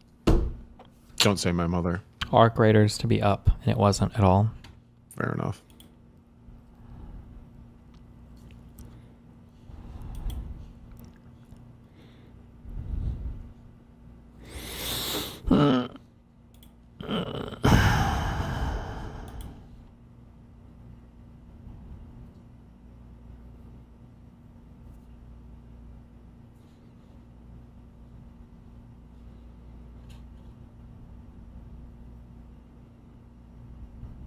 Anybody playing Where Winds Meet?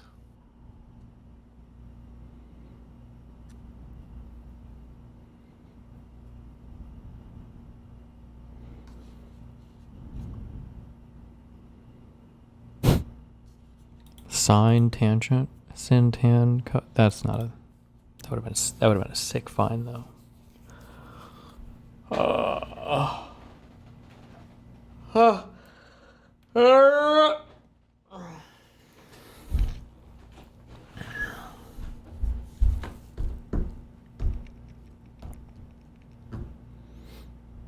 I got a level. Oh, things that are going like a sandwich? Like bacon, bread, cheese.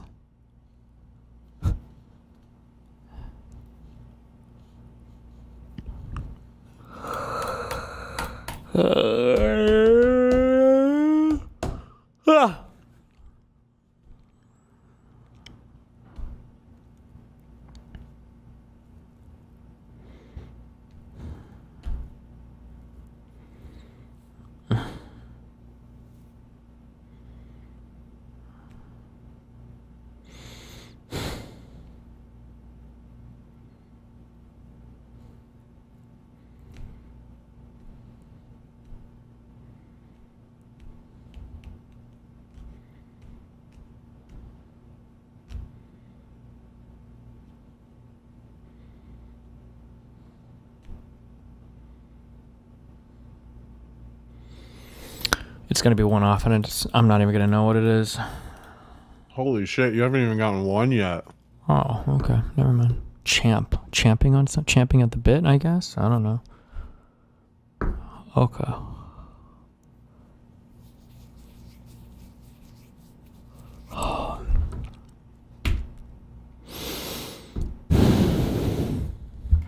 Okay. What is Pollock? Don't answer that. Or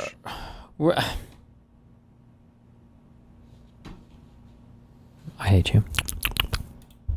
Okay. Wait, oh, I should have said Merry Christmas. Hold on, I left. I love you, be careful, okay?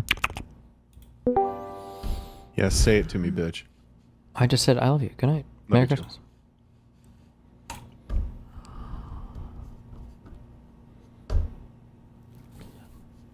Whistler.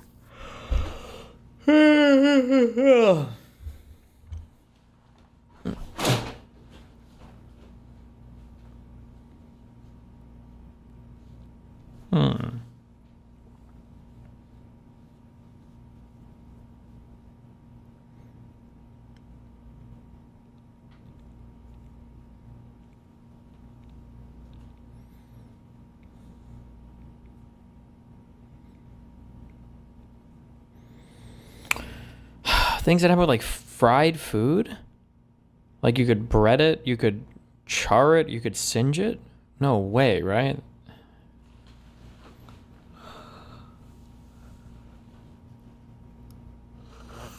Huh.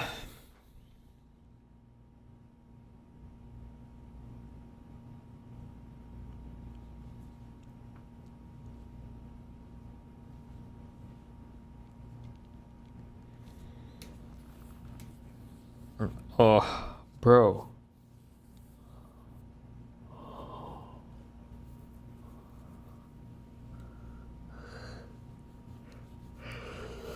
Huh.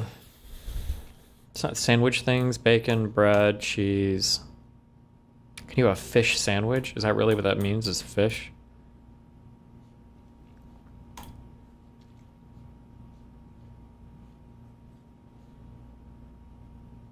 Do you put a hump in a sandwich? A tang?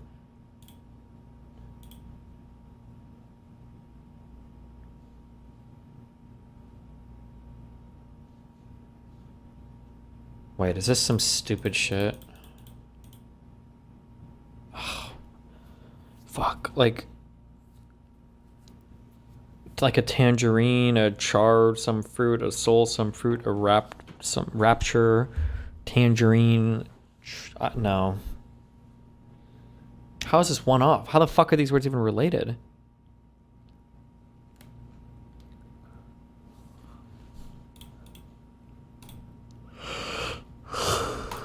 Ah!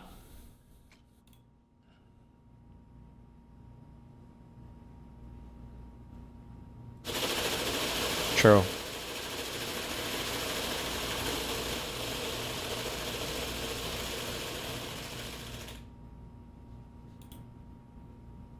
Get me out of here.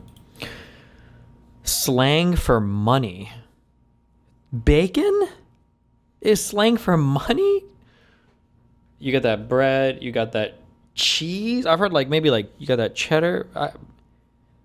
But bacon, cheese are slang for money? Get that bacon? Making that bacon? Bring home the bacon. Oh, fish. Soul is a fish? Tang is a fish? A char fish?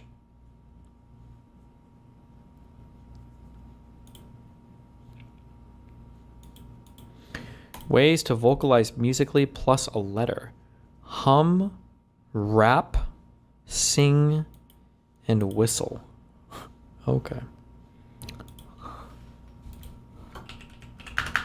What the fuck is this? That's a brave position. You don't think disagreeing with people on the internet is reason to get doxxed? That's a good one, dude. True. No. True. Then why are they doxing? Okay. So this fat won't actually. Oh, this guy. Oh, this guy. I disavow. I apologize for what I just said. But holy shit, this guy.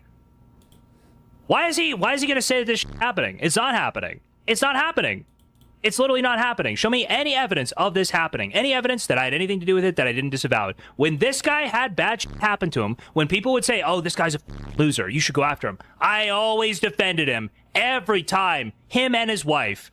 And now he's going to totally lean into this because he can make money. You're a fucking loser. You have no idea what you're talking about. You can't actually show anything you're going to allege, and you go and suck the of this predator because you are a fat loser. Okay? Did Moon even agree with me that much on anything? I feel like he didn't even really have that strong of an opinion on it. Are you okay, buddy?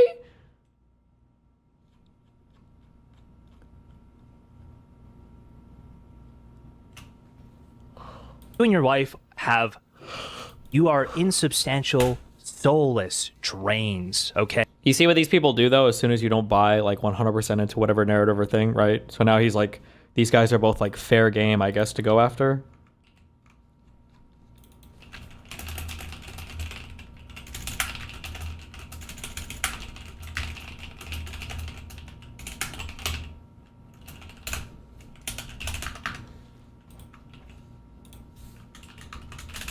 Justical and Cherry broke up, by the way? Yeah, for the 50th time.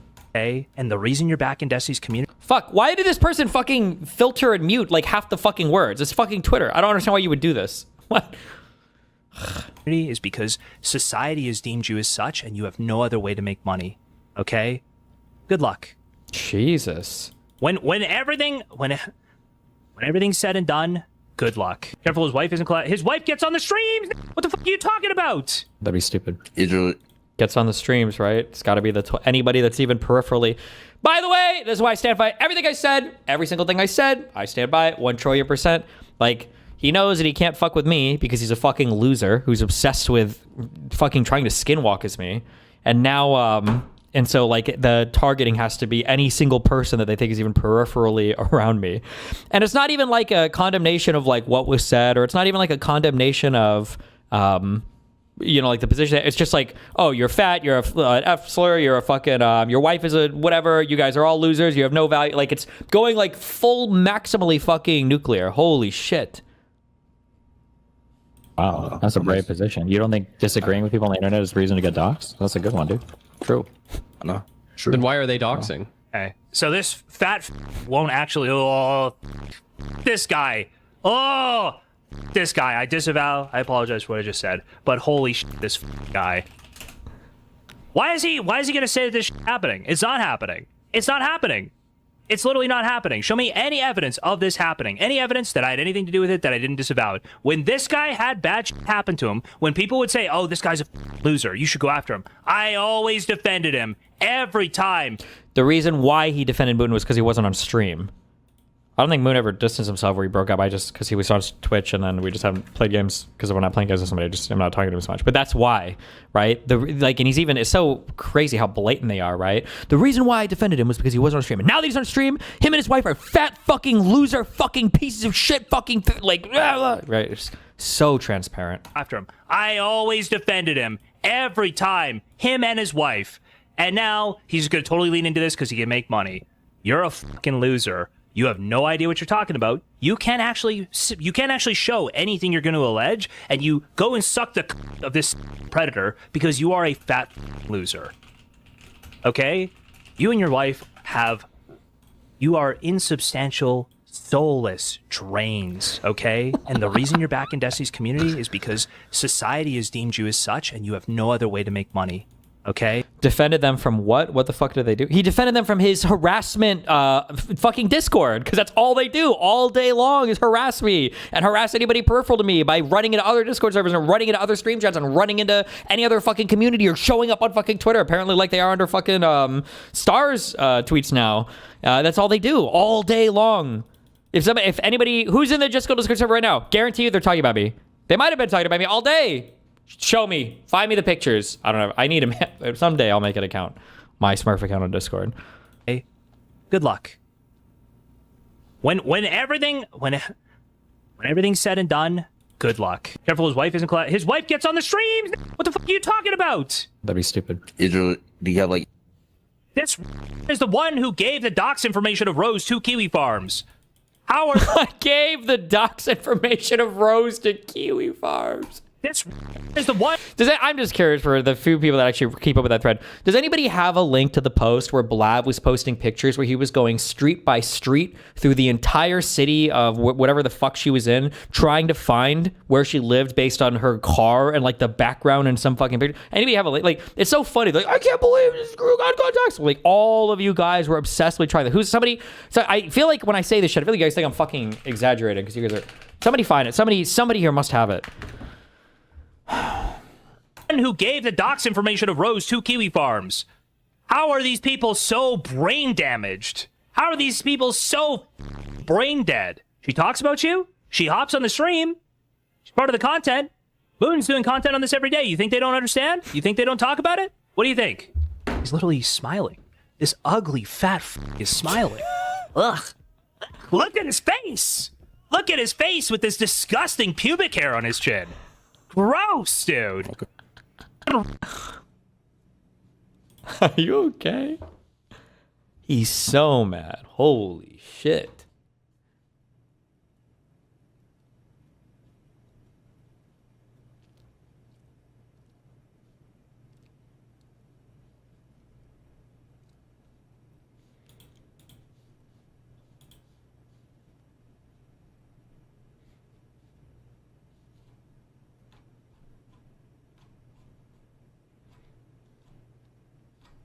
So I'll just read because this guy's got pictures of this fucking Rose girl posted everywhere too, which is a little bit weird. And I guess this would all be child porn on Blab's computer, by the way. But so this is a post by Blab in June. Okay, so way before I ever posted anything. Okay, this is in June. I really appreciate how much you guys pushed/helped the last time when we thought she might still be in Chicago a couple months ago. So if any of you guys want to help, I'm requesting like last time for each one of you who's interested to help me more. Now let's discuss what we know. Oh, no, wait. This is after I posted pictures because he's referencing, damn, how long ago was this? Wait, when did I post pictures in chat? Because this post he made was in June, but Destiny's saying, he's saying, Destiny posted 2 pictures of Rose, one of which her face is visible, the other one in which she's at XYZ College. Now, the face picture is obviously her. However, the one of her in XYZ College, I'm also pretty certain that that one is due to a very strong reason. I didn't figure it out. Somebody else did. It's better we don't explain why or how. So he's working with other people in DMs to figure this out. Now, assuming that this college picture is of her, that means that she probably does live in this city or its surrounding towns. I personally have always thought that it was either Chicago or this other town, so it tracks. So let's talk about the pictures of the interior of her room/apartment. All pictures will be partially censored because I'm pretty sure some of these are child porn. I think these are pictures from her Twitter. I only ever posted 2 pictures, right? In chat. This is 1, 2, 3, 4, 5, 6, 7, 8, 9, 10 other pictures. So I don't know if these came from this girl's Twitter or whatever the fuck. I don't know where the other ones came from. Or here, I can link it in chat if you guys are bored.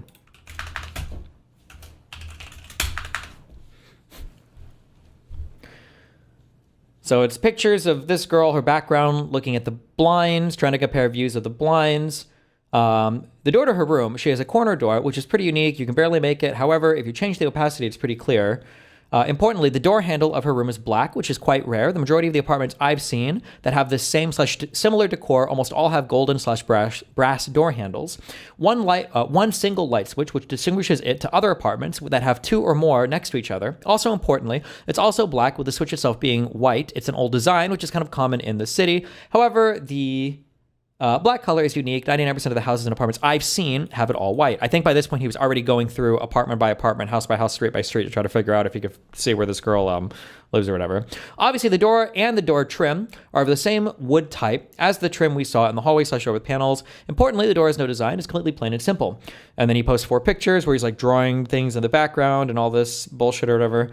Now to the rest of her room and window. The window is quite tall. Not all of the apartments / houses have such tall windows. It's not absurd either, though.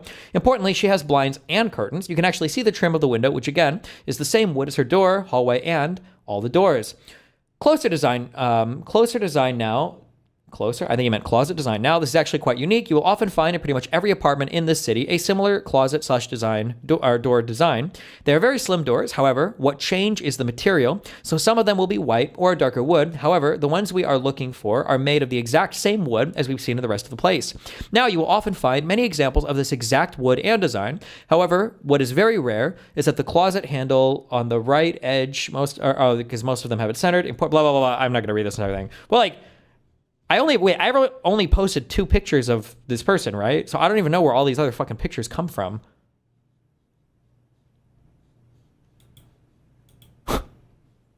So there are, okay, yeah, whatever. But anyway, this is just one of like 20 posts of him. I think he has another one on her car where he's going through like his car, or he's going through a car and he's trying to figure out in the background like which gas station's gonna be in the city. But yeah, the idea that like, and all these people, Gisticle and all of his Discord server of pedophiles who were obsessed with my life, all of them were cheering this on, championing it, going back and forth, trading information, laughing and giggling. Like, it's just so fucking... Yeah, they went through her online profiles. I think they assumed you reached out to her through Twitter. Well, they had a Twitter account. I mean, the guy in the UK ran the Twitter account, but on that one there were pictures. But I don't know where all these pictures came from or not. But yeah, it's just so funny where he's like, "This guy gave her docs. This gave her docs. He gave me based king."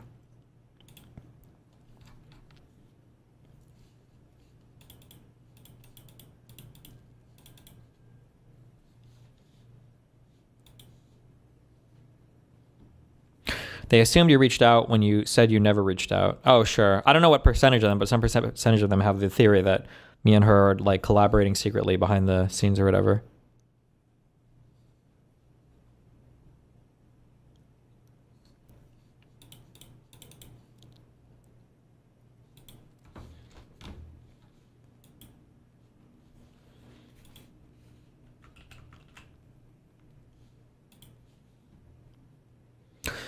Fuck, I don't have all the info because I just didn't follow the server for a little bit. But apparently the Saba guy was also like stalking / posting pictures, like old pictures of Kelly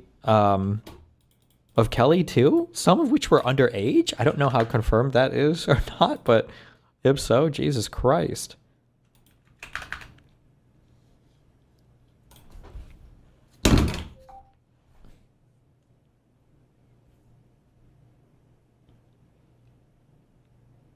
Oh, he also stalked the fuck out of Farah too, but I don't know anything about that either. Just nobody ever sent me info about it. I don't have time to follow this shit personally. So if I don't get sent shit about it, then I won't know anything about it.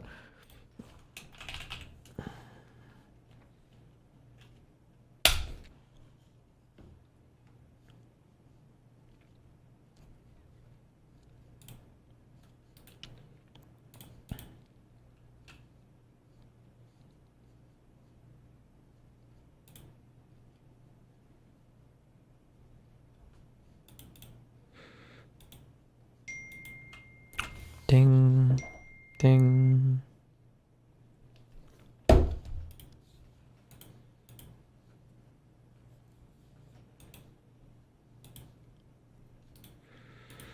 I'm pretty sure this is Kelly talking about Saba here, including to me, which is why my underage pics got spammed everywhere with nobody doing fuck all about it, but how much people care only relates to if they like the person. True. Oh yeah, this was about. Spin Boy, Saba, etc. decided to dig up old photos of me and spam them everywhere. I had to work with ZZ to manually remove them all.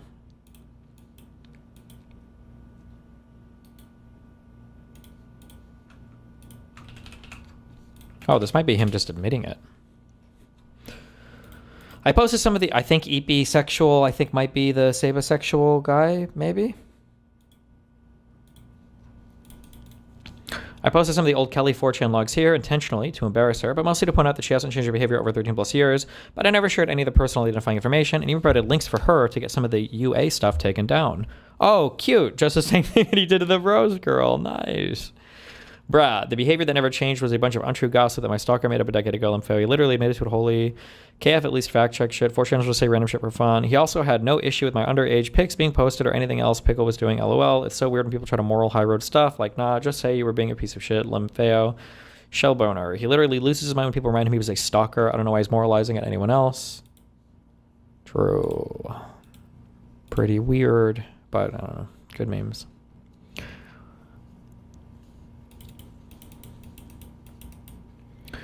What is her name referring to here? In what reality could you ever be considered fat? Well, the reason why people attack people around me so much is because they realize that I don't really give a fuck about most of what they say. So sometimes they'll invent things that they think bother me. Somebody sent me a picture before. I don't know how long ago this was. Apparently, somebody made a whole breakdown on how my earlobes are too big. and then at some point, they thought that like they could make fun of me for being fat. But it was also kind of weird because this is the same time. I think most of the people on QB Farms were saying I had become sunken and graven in the face because I was abusing amphetamines and I was losing on my way to becoming anorexic. So,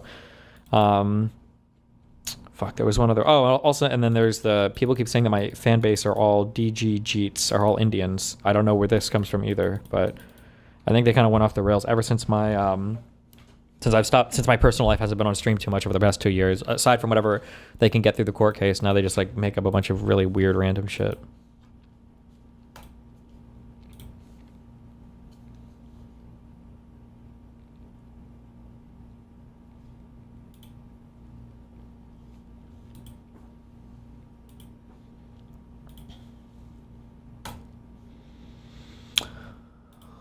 Ooh.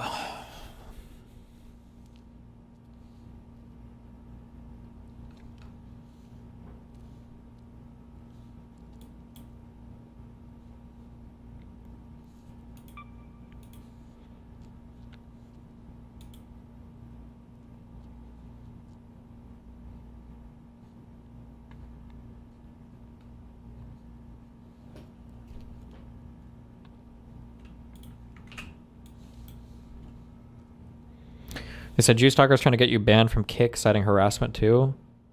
Yeah, apparently he's like trying to write letters to. They're all in like letter writing campaigns to everybody. I wonder if Wooten could report him though for calling him a fag over and over again.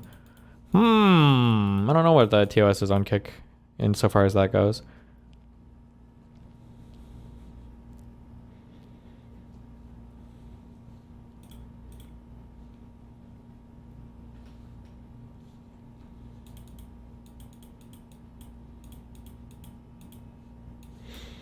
They wrote letters to David Pacman. Oh, Very Violet Vernanda. Do you have evidence of that? If you do, you should send me that.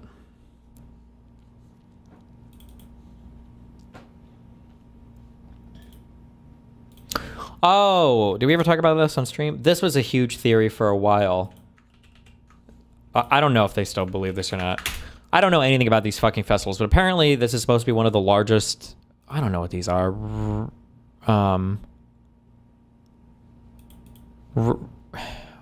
Ren Fair? Is this it? So, sapiosexual. You're not going to fucking believe it.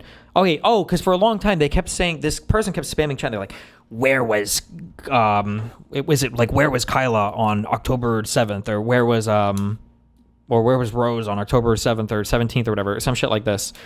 And apparently it's because he found out. Apparently Kyla was at the same Renaissance fair as the girl went to.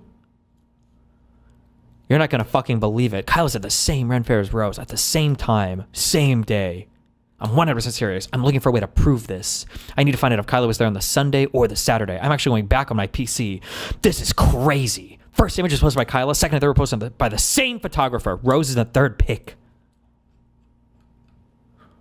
So I don't know if the theory is that I sent her there to meet with her in real life at one of the most popular Renaissance fairs ever, or that they're best friends now because we're all collaborating in the background, some giant fucking Epstein Island thing, or I don't know.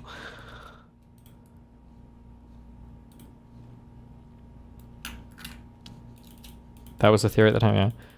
It's so annoying that, like, how schizophrenic all this shit is. Because when I talk to people like Connor's like, well, you know, they're just criticizing you. And it's like, no. If people just want to criticize me, that's fine. I don't care. This shit is way beyond that. It's so fucking weird, harassy, stalky behavior.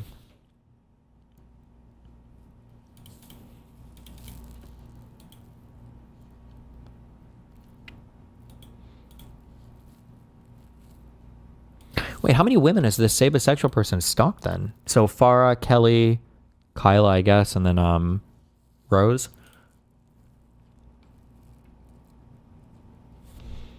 Oh yeah, this thing.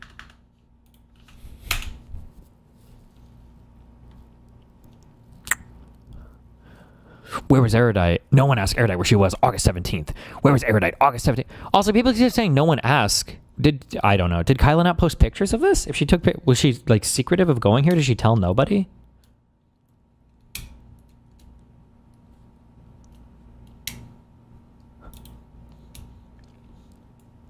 No one asked Erudite where she was August 17th. Where was Erudite August 17th? Do not ask about Erudite's location August 17th. Or where was Erudite August 17th?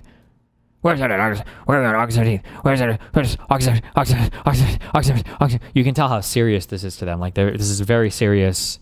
Those pics were all over social media. Yeah, these are very serious people who definitely care about victims and protecting women, and that's definitely... Jesus. Good memes.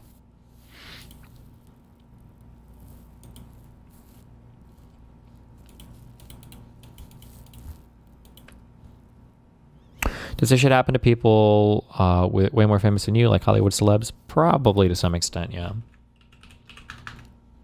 But this is why I think they only ever talk to like other celeb people. All right. I'm trying one more time. Good luck.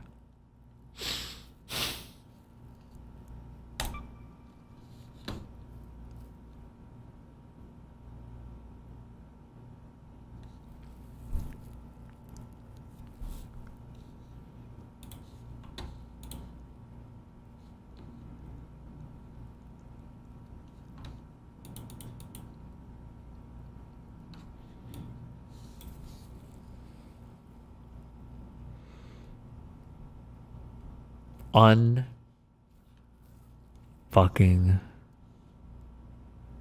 believable. Okay. I'll be back in a bit. Be careful. By a bit, I mean 12 hours or 8 hours or 6 hours.